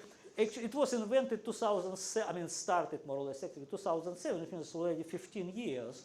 But they always complain that it's totally unreadable, and yet it makes much sense. And it's something which is based on anatomical and electrophysiological data. It's not a pure fiction, right? But the fact, I felt sheer pleasure as a theoretical physicist when you open brain research book and it starts, free energy is. Okay? So this is why this Legendre transform is so important, and convexity is so important, that it introduces second most important, after entropy, second most important tool which physicists invented and which now everyone uses, which is called free energy. Okay? Good. It ends thermodynamics. Question. Yes? Why do we assume that the transition of a system is always with constant temperature? Well, not necessarily. It's just as a way of example, I say that if you have a constant temperature as a parameter and you change this temperature, then what happens? But you may consider zero temperature and you may consider quantum phase transition, which happens upon changing other parameters. Right, but as you just said, the determination of the stability of the system is usually with the free energy, right? And in that case, it's assuming that the temperature is a constant during the transition. Yes, but it's not necessarily. You can totally consider everything in terms of energy as a function of entropy and other variables. Just forget about temperature. No temperature. It's kind of microcanonical. It can be microcanonical, and you can describe everything microcanonically. But just the thing that at which phase transition, let's say Curie point would happen, it's a point in which derivative of energy with respect to entropy passes some numerical value. We can say when temperature passes numerical value. It's an interesting point that you, so let me explain in what sense now canonical and microcanonical, so again, terminology, f of t is called canonical, and s or e of s, everything else is called microcanonical. There's just two different descriptions, right? This is a Legendre transform of this. Is this contain equivalent information? Mathematical question. As I say, y of x and psi of p contains the same information. You can get one of another doing Legendre, back and forth, right? How physically, thermodynamically, you say that my system is closed, I have energy, I have entropy. What is temperature? Well, temperature is the derivative of energy with respect to entropy. Okay, good. Now I took other system, it's in a thermostat. There is no definite energy. Energy fluctuates. Entropy fluctuates. Temperature is fixed. How I say physically that they are equivalent? In what sense? In the same sense in which thermodynamics always deal with the mean value. You see, here is my system, is in a thermostat with a given temperature. Energy fluctuates. Measure average energy, just average over time. Take this system out of a thermostat and just make it isolated at that energy in which it was a mean energy over there. Now you predict the time derivative of this energy with respect to entropy is the temperature in which you had this mean energy. Okay? In this sense, they are totally equivalent. Right? And again, it's a very important point. You're a physicist, the moment for you temperature is not what a thermometer measures. It's a derivative of energy with respect to entropy. Right? It's really important. It could be negative. Yes? Oh, so like you mentioned that the free energy is the energy that we can use. So Yeah. the reason why the energy we can use is smaller than the total energy is because of the interaction between the reservoir and the system? Or? Yes. Okay. It's because you keep a temperature. In 2 lectures, we say you cannot use all your energy because you're an idiot. There is an entropy and it's a missing information. You don't know something about your system. That's why you cannot use the whole energy. That's what Maxwell realized, but write only in a diary. That the more you learn, the less your entropy, the more you can use for work. But on a thermodynamic level, you say, look, I am in thermostat, so I keep my temperature, so I cannot use all my energy, right? Sorry. This is just how much I can use. Okay, good. So the standing on one foot is already prolonged. So I really wanna finish with thermodynamics. Just as a last piece of it, thermodynamics means the following thing: belief in the conservation, and a statement that there exists a function of 2 generally variables, if it's mechanical type system, which has its extremum here or there. And it solves the basic problem for which any other problem could be reduced, is what is the state of a system when you remove constraint. For example, in this case, when you have a system where it has E1 and E2, you say that this is isolated, but it's possible to exchange energy between these 2 systems. You want to know what would be the equilibrium. At least you want to know in which way would system move. This system is under T1. This system is under T2. So you say that your entropy change is ds dE1 dE1 plus ds dE2 dE2. And the second law of thermodynamics says, okay, now energy is conserved means that this is minus Z, right? Now, this is 1 over T1. Now, this is 1 over T2. So what you find is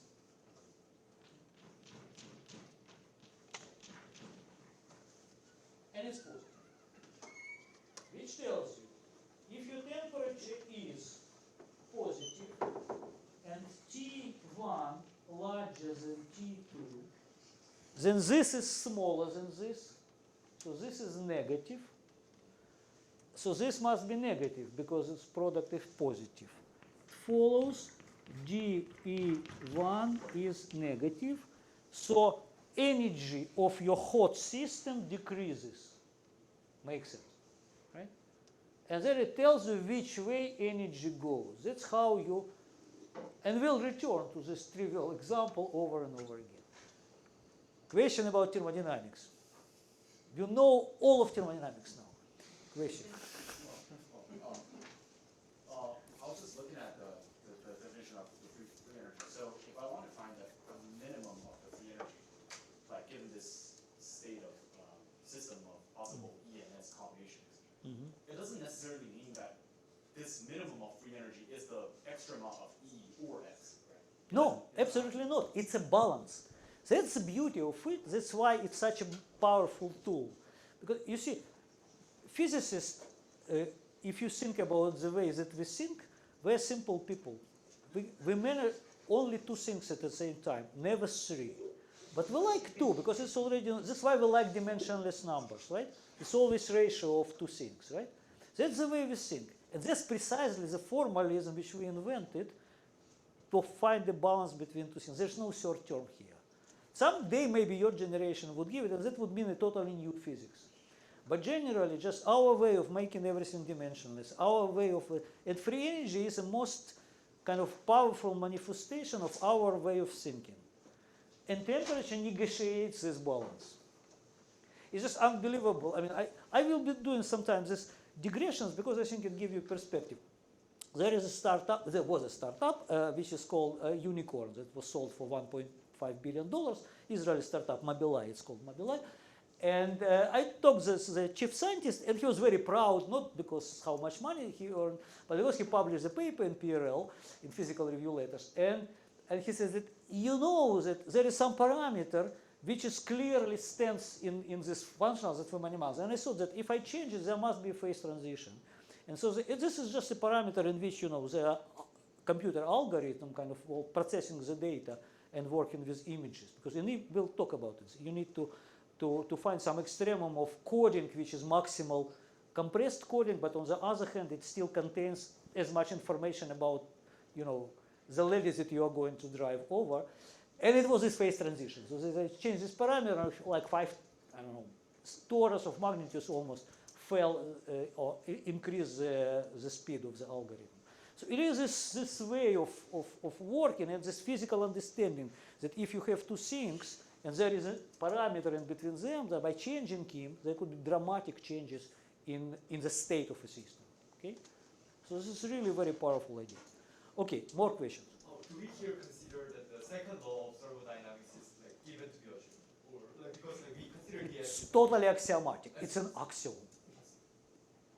And of course now we'll go and try to derive it, right? So done with thermodynamics and into statistical physics. Good. So now what we're gonna do, we're gonna write some statistical laws, namely we'll be talking about probabilities, which would give us either E as a function of S or F as a function of T, or there actually, you know, there are other thermodynamic potential. You can make Legendre transform with respect to V, and you can make Legendre transform with respect to number of particles. So there are other games you can play. But for now, let us ask what is the statistics behind it. And of course, it first of all related to the to Boltzmann name. So essentially, was tragically paid his life for it. He considered an isolated system, and it considers that its energy is fixed within, let's say, some precision delta.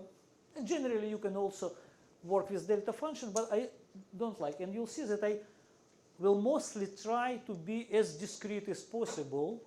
You can work with continuous things, but there is needs some accuracy. And so it was his idea what would be the probability distribution of such system when you only thing that you know is that you are having the system isolated.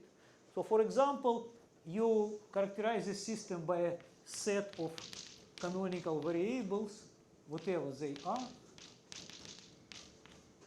Qn, and your energy is a function of these canonical variables. And you ask, what is the probability distribution, rho, of your Q1 Pn? And the idea of Boltzmann was, which is very unphysical, they just equal. Like equal. Of course, when now you teach it in 21st century, this you go, but of course, if you don't know anything about the system, but that it's on this surface of a fixed energy, so it can move around the surface, changing the P's and Q's, but energy must stay the same. If you don't know anything about this, of course, the only thing is to say that it's equally distributed. But it was not so kind of natural for people, and I was taught by this in a way which was extremely cruel. It was paradoxes, which is, there are no paradoxes here. It's a totally logical, trivial, almost science. But on the other hand, people say, I mean, look, there are equations of motion. Let's take this system, and let's take that system, and let's look at equation of motion. And then you see that the system moves in phase space, having constant energy. It moves on a surface of constant energy. It's a very non-trivial motion. And say that when number of degrees of freedom goes to infinity, that this motion is uniformly fills it. Mathematicians are working on it last 100 years, and the results are modest. Namely, of course, there are integrable systems which do not fill their space of constant energy, by the way. If there are extra integrals of motion, then you don't fill the space of constant energy. You really need to isolate other integrals of motion. But apart from it, it's not trivial mathematically formulate the condition for which in the thermodynamic limit a given system really uniformly fills your constant energy space, which never stopped any physicist of using it since this time. So what I'm really trying to show you that this is something which was a very brave thing to do and difficult, and it kind of, people very much resisted it.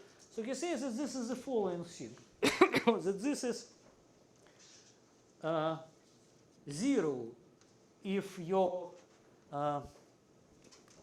energy is not in this interval E naught, E naught plus minus delta plus delta, or let me put it like this, E naught plus delta. Okay? And it is 1 over gamma, in a moment I say it as gamma, for E which belongs to this interval of E naught plus delta. And gamma is a total volume of this energy shell, which is constant energy, and smeared by delta. So this is your delta, and this is your, so you just need to compute this volume. Okay? That's the idea. Okay? And of course, now you can take, for example, ideal gas, where you know what energy is a function, it doesn't depend on Q's. If there is no external field, it's sum of P squared, so you can just take it, fix it up to it, integrate it, blah, blah, blah. I won't do it, and I don't know if we'll do it on tutorial. I'm sure you did it. Before But how you relate it to thermodynamics? And that, what he wrote a formula, which is now on his grave. So if you travel to Vienna, and this is a very beautiful cemetery, maybe the most interesting part in the city, and there, I mean, nice people living there, but it's not often that you write formula which kind of so much hangs on it, and it's on Boltzmann grave. It's actually it's a very beautiful part. So this is the formula, okay?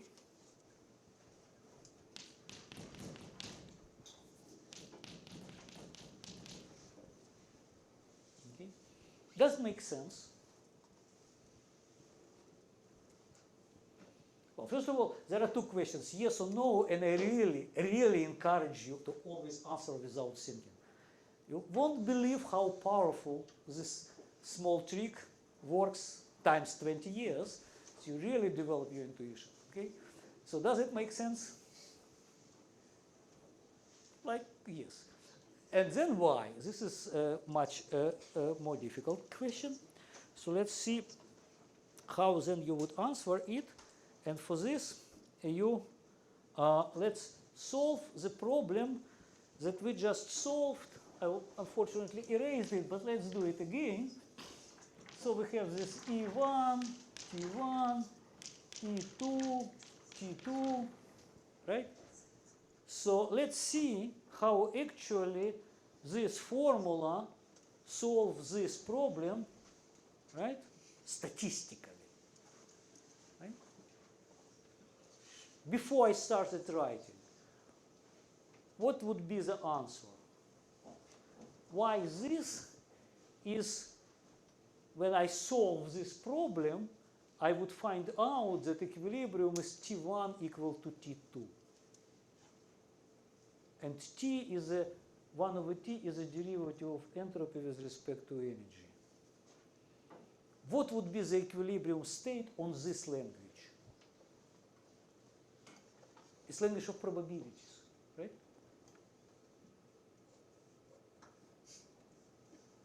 So we're now about to take something about probability distribution and derive equilibrium state over here.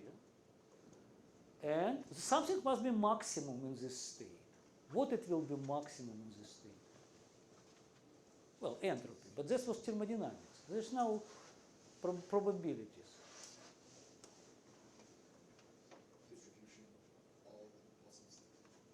This is distribution of all the possible. This is the probability of all. It tells us that every state has the same probability.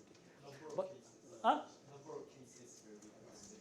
It will be maximal probability. So I can take a little energy here and a lot of energy here. The energy is conserved, right? So there's E1 plus E2 is a constant. So essentially, I am asking in which way I would derive my energy between these two parts, right? Good. Let's compute. So how actually Boltzmann solves this problem? He says, I have a gamma as a function of energy. So I need to sum over all possible partitions, right? My energy defined with an accuracy delta, which means that I need to take gamma of EI, and here I need to take, this is gamma 1, namely phase volume of system 1. Gamma 2 I need to take of E minus EI, and then I need to sum, and EI is delta times I, okay? So I goes from 0 to E over delta. Namely, I need to take, when there is 0 energy here, all energy here. Then there is delta here, E minus delta here. I don't distinguish less than that. 2 delta, E minus 2 delta, etc. And compute volume, and my total phase volume will be such a sum. Well, now, it's kind of, it's a huge sum, right? And there are many terms in it. So now what I'm saying, let's look into a single term of this sum. There is some I. Out of this sum, there is many terms, E over delta terms. Let's look for one term which corresponds to the maximal contribution to this sum. Okay? That's Boltzmann way. Namely, and energy which corresponds to it, I would call E1, and E2, this is just a definition. E which corresponds to a maximum, E minus E1. So now to find this maximum, what I do? I need to take D G1 over E1 2 plus gamma 2 over E I gamma 1. Okay? And now, when you differentiate gamma 2 with respect to EI, you see that it comes with a minus, right? So I may replace it just by its own derivative with respect to its energy, right? Now gamma is E in the power S, right?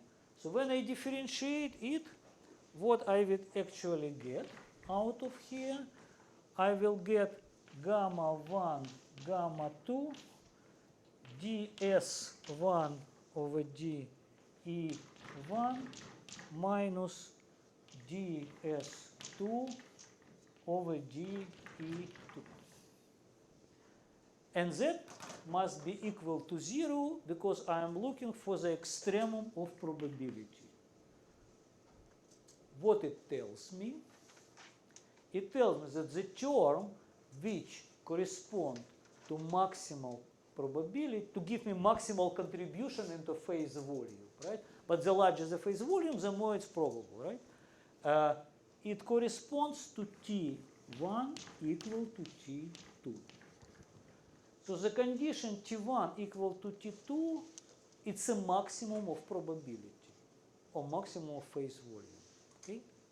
That's why this formula makes sense, and it tells us that this thermodynamic comes out of this probability. And now,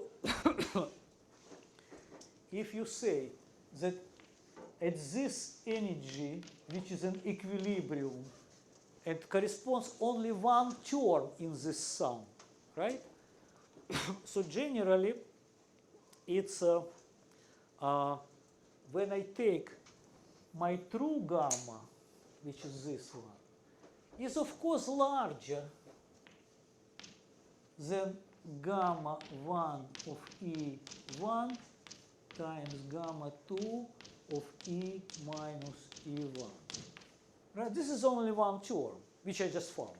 Right? It corresponds to the you see, extremums are derivatives equal. Derivatives are temperatures. Temperatures equal means thermal equilibrium. Now, this term is less. But on the other hand, it's less than if I take the same term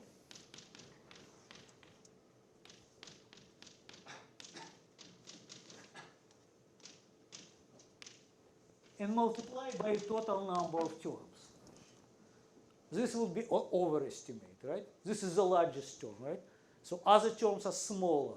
So if I just take this term, so my phase volume or entropy, if I take S, which is the log of gamma, so I will state that my S of my system is larger or equal than S1 plus S2, and let me write it a little bit more accurately, S1 of E1 plus S2 of E2, but less or equal than S1 of E1 plus S2 of E2 plus log of E over delta.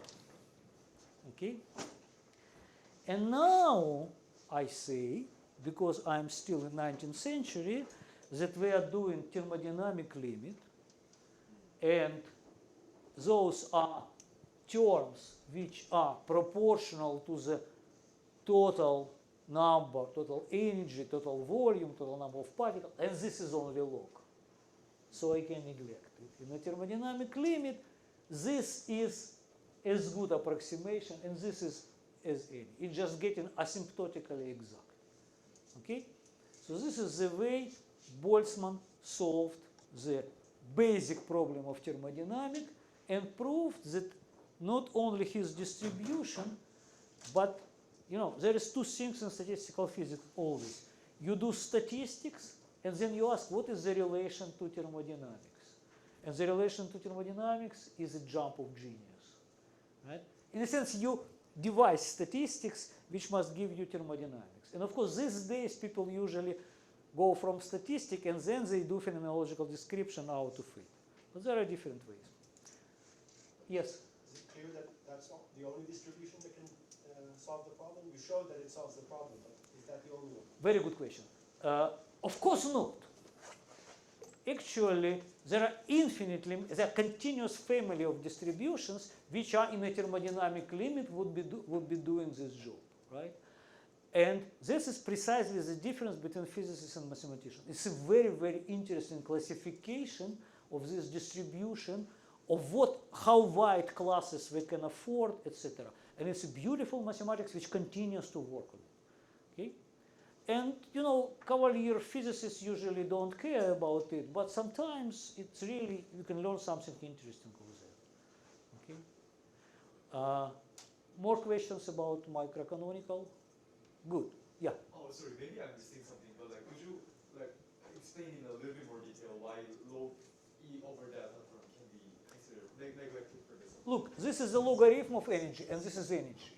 Oh, okay, log term. Okay. This is extensive, means it's proportional to energy. This is just a logarithm. So when energy goes to infinity, when volume goes to infinity, you neglect log. And of course, in 21st century, we're all obsessed about these logarithmic terms, etc., when we compute entanglement, entropy, mutual information, or whatever things, right? So in a sense, I'm now telling you classic, and then we'll move and we'll be very much looking into these neglected terms, but then we'll be working with systems which aren't in a thermodynamic limit, right? We'll be working with systems which will be or mesoscopic or actually microscopic to some extent. And thermodynamic is still possible, but it's stochastic thermodynamic, no C. More questions? So why were you maximizing gamma in the first place? Oh no, we just say that we make an assumption that the system would spend most of its time in the most probable state. And then we ask what is the most probable state. The most probable state is where it's small phase volume, right? So this is just at every unit it's 1 over gamma. In this delta gamma will be this times delta gamma.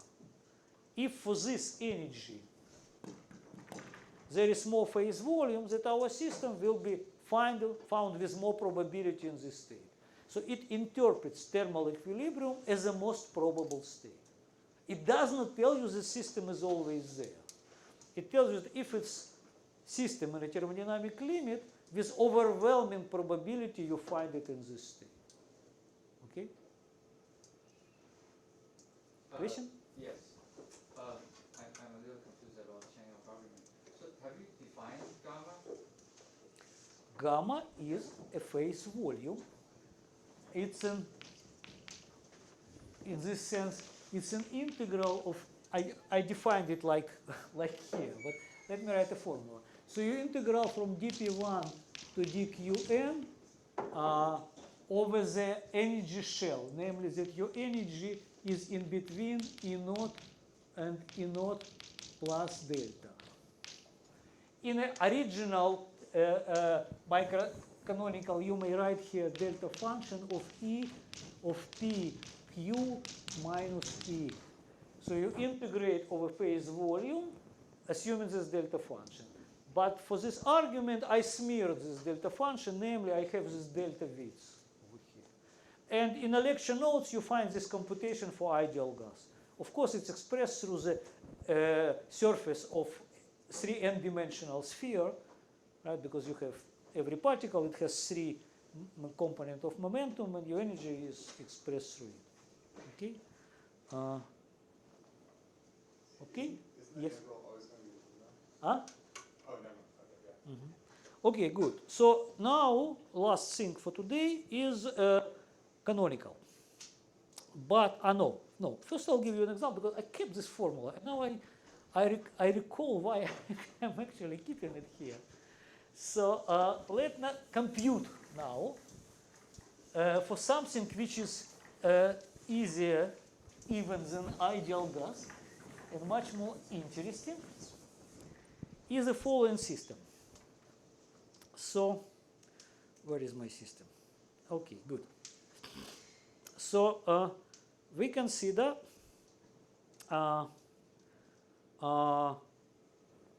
system which is two-level. It can have energy 0 or it can have energy epsilon. And we consider n such particles.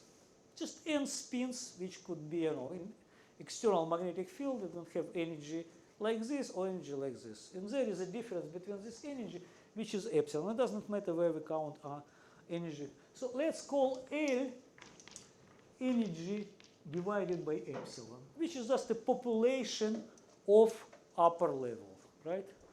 That's and now let's compute gamma as a function of n and L.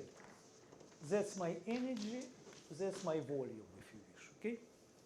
Or number of particles, this number of particles. Yeah? So how to compute it? For every energy, there is number of ways to choose how many out of n would be up there. So it's just a binomial of out of n, L, which is n factorial divided by L factorial n minus L factorial. We know this formula, right? Because I don't remember how to derive it anyway, but it's definitely derived. Right? So now this is gamma, that's it. This is just a computation. Gamma is a number of states, if it's discrete, or volume if you're continuous, right? But again, that's why true statistics started only when quantum mechanics was invented. You only can count. You need to divide your continuous phase pair, otherwise you have this ultraviolet catastrophe, etc. So we'll be mostly counting, right? Good. So what is entropy? S is a logarithm of gamma. And Stirling formula tells us that the logarithm of n factorial is n logarithm n. And, okay, that's we all remember. So now my S is n logarithm n minus L plus L logarithm n minus L over n. Does it remind you something? It is this, remember, equation of state. We say that my energy of a system is restricted. Energy of the system is restricted. Maximal energy is epsilon times n. So it's exactly the same example. And indeed, when my temperature is very low, then you will be all at the lowest level. When my temperature will be very high, you have equal occupation and you have 1/2 of your maximal energy. But there is no temperature, so phi is purely microcanonical. I'm just making a relation. Let's now plot it. Okay?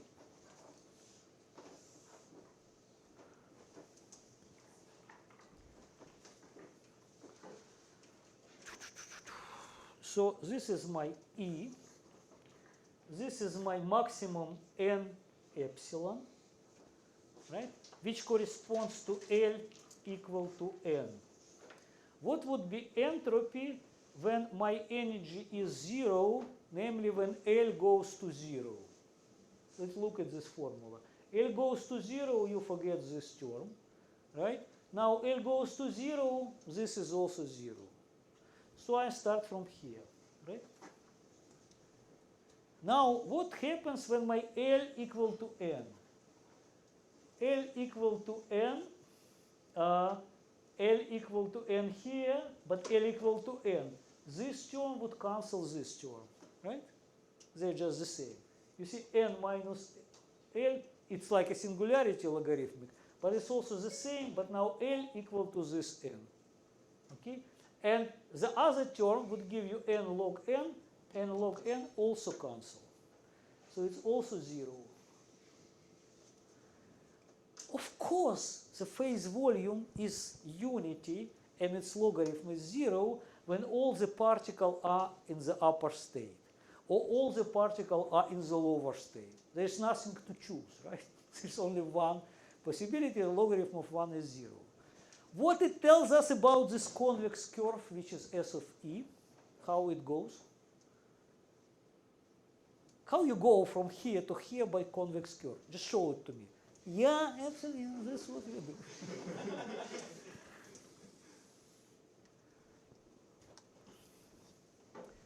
Okay.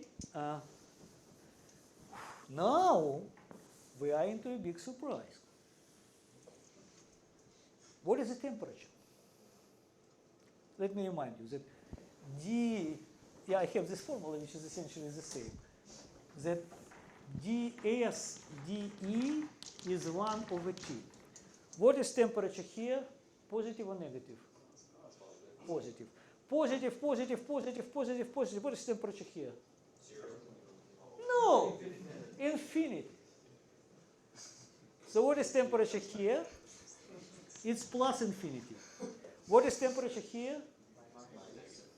It's laser. What I'm telling you is the elementary theory of laser, right? Laser is a set of two-dimensional. Okay?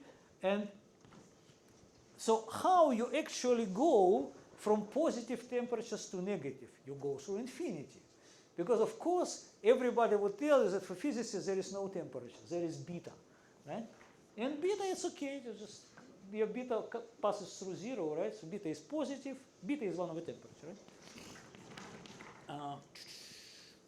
Okay. Now, what happens if you take a system with a negative temperature, which means inverse population? Negative temperature means inverse population. Is this a stable point when there is more seats on upper level?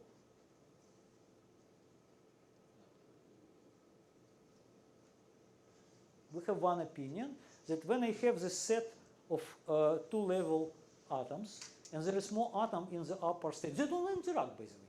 Well, yes, but It depends on how or whether the system can transfer energy to other systems that are absolutely. It depends whether you interact with something or not. By itself, it's a convex function. The only thing you need for stability is convexity. It's stable. Now what happens if you connect it to anything else? Namely, to whatever weaks the connection. But what usually happens to other systems, that they have other degrees of freedom. And here we assume that our atoms do not have other degrees of freedom. Their energy is only the energy of their, on which level electron sits. But of course, every atom also has a kinetic energy. And kinetic energy is not restricted from above. What is possible to have negative temperature, your energy must be restricted. Yeah? It exists only in a finite. You remember, here was this maximal energy. So when you bring it to a system which has kinetic energy degrees of freedom, it can only have positive temperature, totally. We did canonical yet, but you imagine exponent minus energy divided by t. If your t is negative and energy goes to infinity, it's an infinite probability. It does not make sense. So what happens when you take system, namely your laser, and it's essentially in a contact with external thing, like you rightly said. It needs to go to positive temperature, namely to this direction, which means that its energy will be, you get from here to here. Decreasing laser emits light, of course. This and on the way, you pass through infinite temperature. Because the only way from negative temperature to positive is to pass through from plus infinity to minus infinity. Okay? It's a relatively trivial example. I hope Saran will maybe talk a little bit more about it on tutorials, but it's really, I want you to have this picture which totally heals you from this feeling that temperature is positive. Temperature is whatever it is. If your system has a defined energy interval then when you come to the upper part of this interval, there is less and less opportunities. So your entropy goes down. Entropy is usually a number of possible opportunities. When you approach your maximum, there are generally less and less and less. So your temperature could be positive and negative. Okay? Question. What if we put the two systems with, like both systems have the negative temperature put into contact, then should it also experience the same behavior? You remember this formula which I wrote? ds equal to 1 over T1 minus 1 over T2 dE1. Let's say it's negative now, right? So it's negative. And now T1 modulus larger than T2 modulus. But both T1, like this, T1 less than T2 less than 0. Okay? So now this is larger, which means this is smaller, right? 1 over T1, but it's negative. And this is larger, this positive. So now what we'll get? We get that dE1 would be positive. So it would go, your energy. Positive means you gain. So if you have more negative temperature, you gain energy. If you have more positive temperature, you lose energy. So if you again, let me say, if your temperature is positive, when it's positive, T1 is larger, this is smaller, this is negative, then this must be negative. So you're hotter, you lose energy. If your temperature is negative, if you're more negative, you gain energy. That's the way it works. So we have the stability for the... It's a step. It's again, it's in between two, as long as you have two systems with a finite energy interval, with no kinetic energy that can really, so two systems with negative energy, and that's what actually people do. They have two lasers interacting. You can make two lasers in this, or two sets of cold atoms having different kind of levels, okay? And that's what you see, okay? It's really tells you that energy is a derivative of entropy. The temperature is a derivative. It could be either sign, and it determines the direction in which way you go to equilibrium. Okay? Good. Last 15 minutes, I still want to give you Gibbs, even though you probably have seen Gibbs like 1,000 times. But I want to do the same trick with Gibbs in the sense that I want to derive now canonical from microcanonical. First for brevity and then for uniformity. So we're good, right? So I can proceed. So now what we do again, we say that I have this big thermostat and I put my system into it and I want to find a probability, again, we're now doing statistical physics, so we're doing probability. So I want to ask if I have a system, I might have a subsystem that has some energy, and it's a big thermostat, which I would call E naught instead of ER.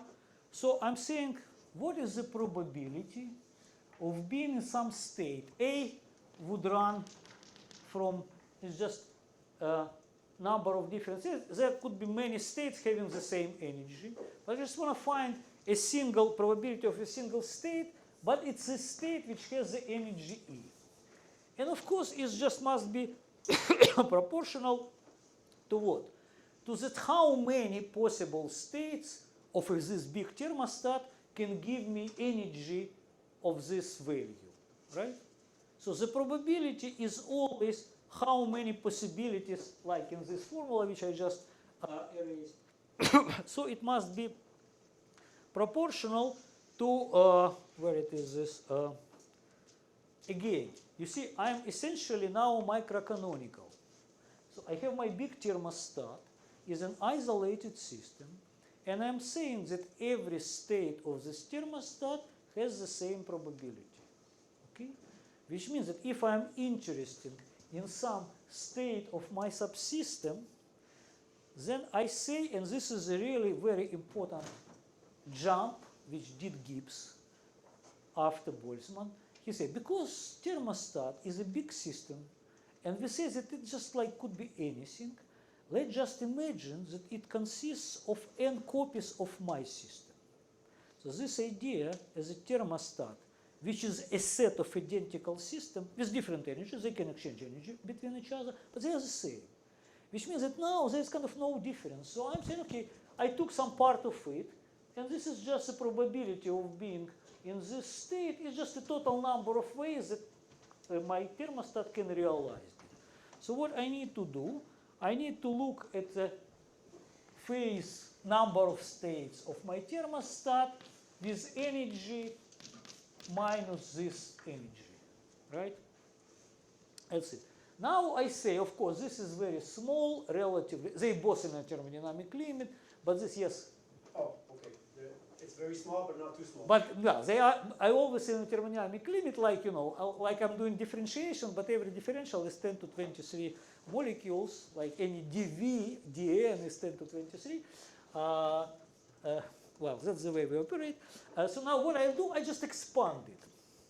But I expand it in a very smart way.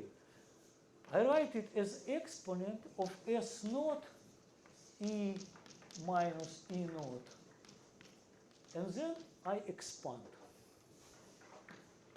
It is this folklore from Landau Institute that somebody, so I guess probably Abrikosov, so Landau counting money. And he said, Landau, I mean, you always say that you just estimate by order of magnitude. And I said, no. Money in the exponent. So you estimate things, but when it's in the exponent, you compute them, right? So what I really do, I expand it here, because that's where the action is. Because this is a huge function. It's exponent of a very, very sharp function, right? So what you do is that you say that it's an exponent of S naught of E naught minus ds naught over d E times E. But of course, what is this? It's one over temperature. And it's the same for our thermostat and for our system. So what I'm saying that this is minus E over T. So the only dependence is here. So I can say that this is just 1 over Z exponent minus E over T. And Z is what is called partition function, is a sum over all. This is some state A, and now A, I sum over all state exponent minus E A over T. That's Gibbs distribution, and I essentially derive it from microcanonical using this idea that a big thermostat could be seen as a microcanonical system, but its subsystem is just one of, and there are many, many copies on this system. Now, let's discuss this formula. Does it tell me that probability of having energy E monotonically decrease with energy? So the most probable is to have zero energy of my system.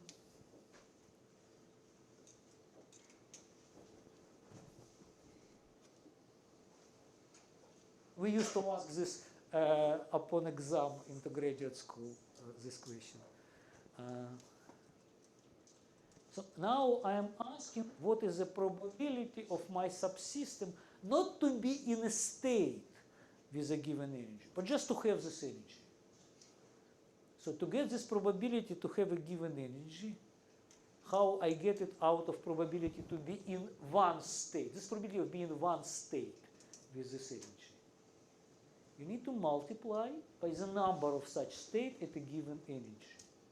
So the probability of having energy is the gamma of E of this. Whatever it is, you compute its number of states at a given energy times exponent minus E over T 1 over Z. Now, this is exponentially decaying function. This is very fast growing function. But it's usually something like E in the power number of particles or whatever, right? It's just a phase volume of your system. Remember, it's this your sphere. So this is, but of course, energy exponent kills any power. So it's a function which has a maximum, and it's your mean energy value. Okay? So the probability of having energy looks like this, and when you go to thermodynamic limit, it's a very sharp maximum. But you always need to distinguish between Gibbs distribution, which is the probability of being in a state, and probability to have an energy, it's something else, it's multiplied by gamma factor. Okay, good. And now, what is here the relation between statistics and thermodynamics? How you actually,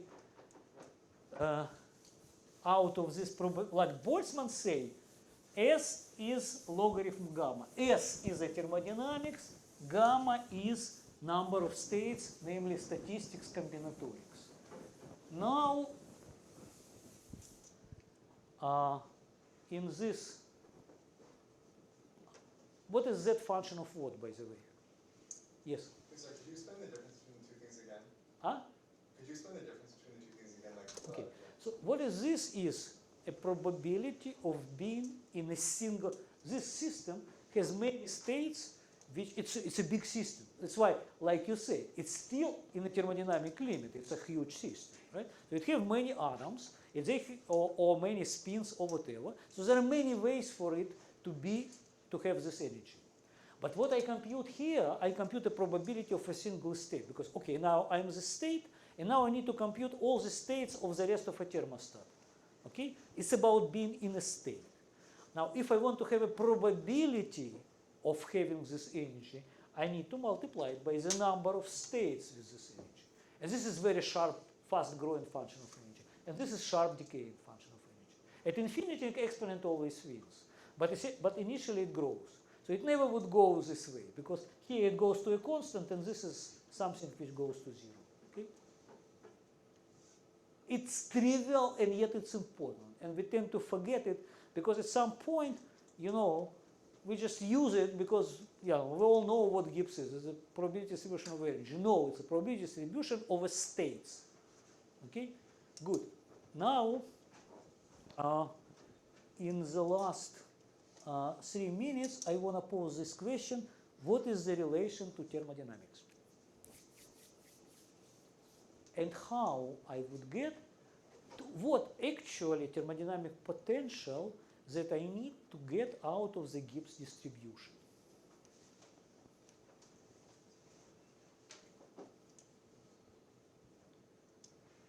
It's a statistical distribution which describes probability of a small subsystem to be in a state with a given energy.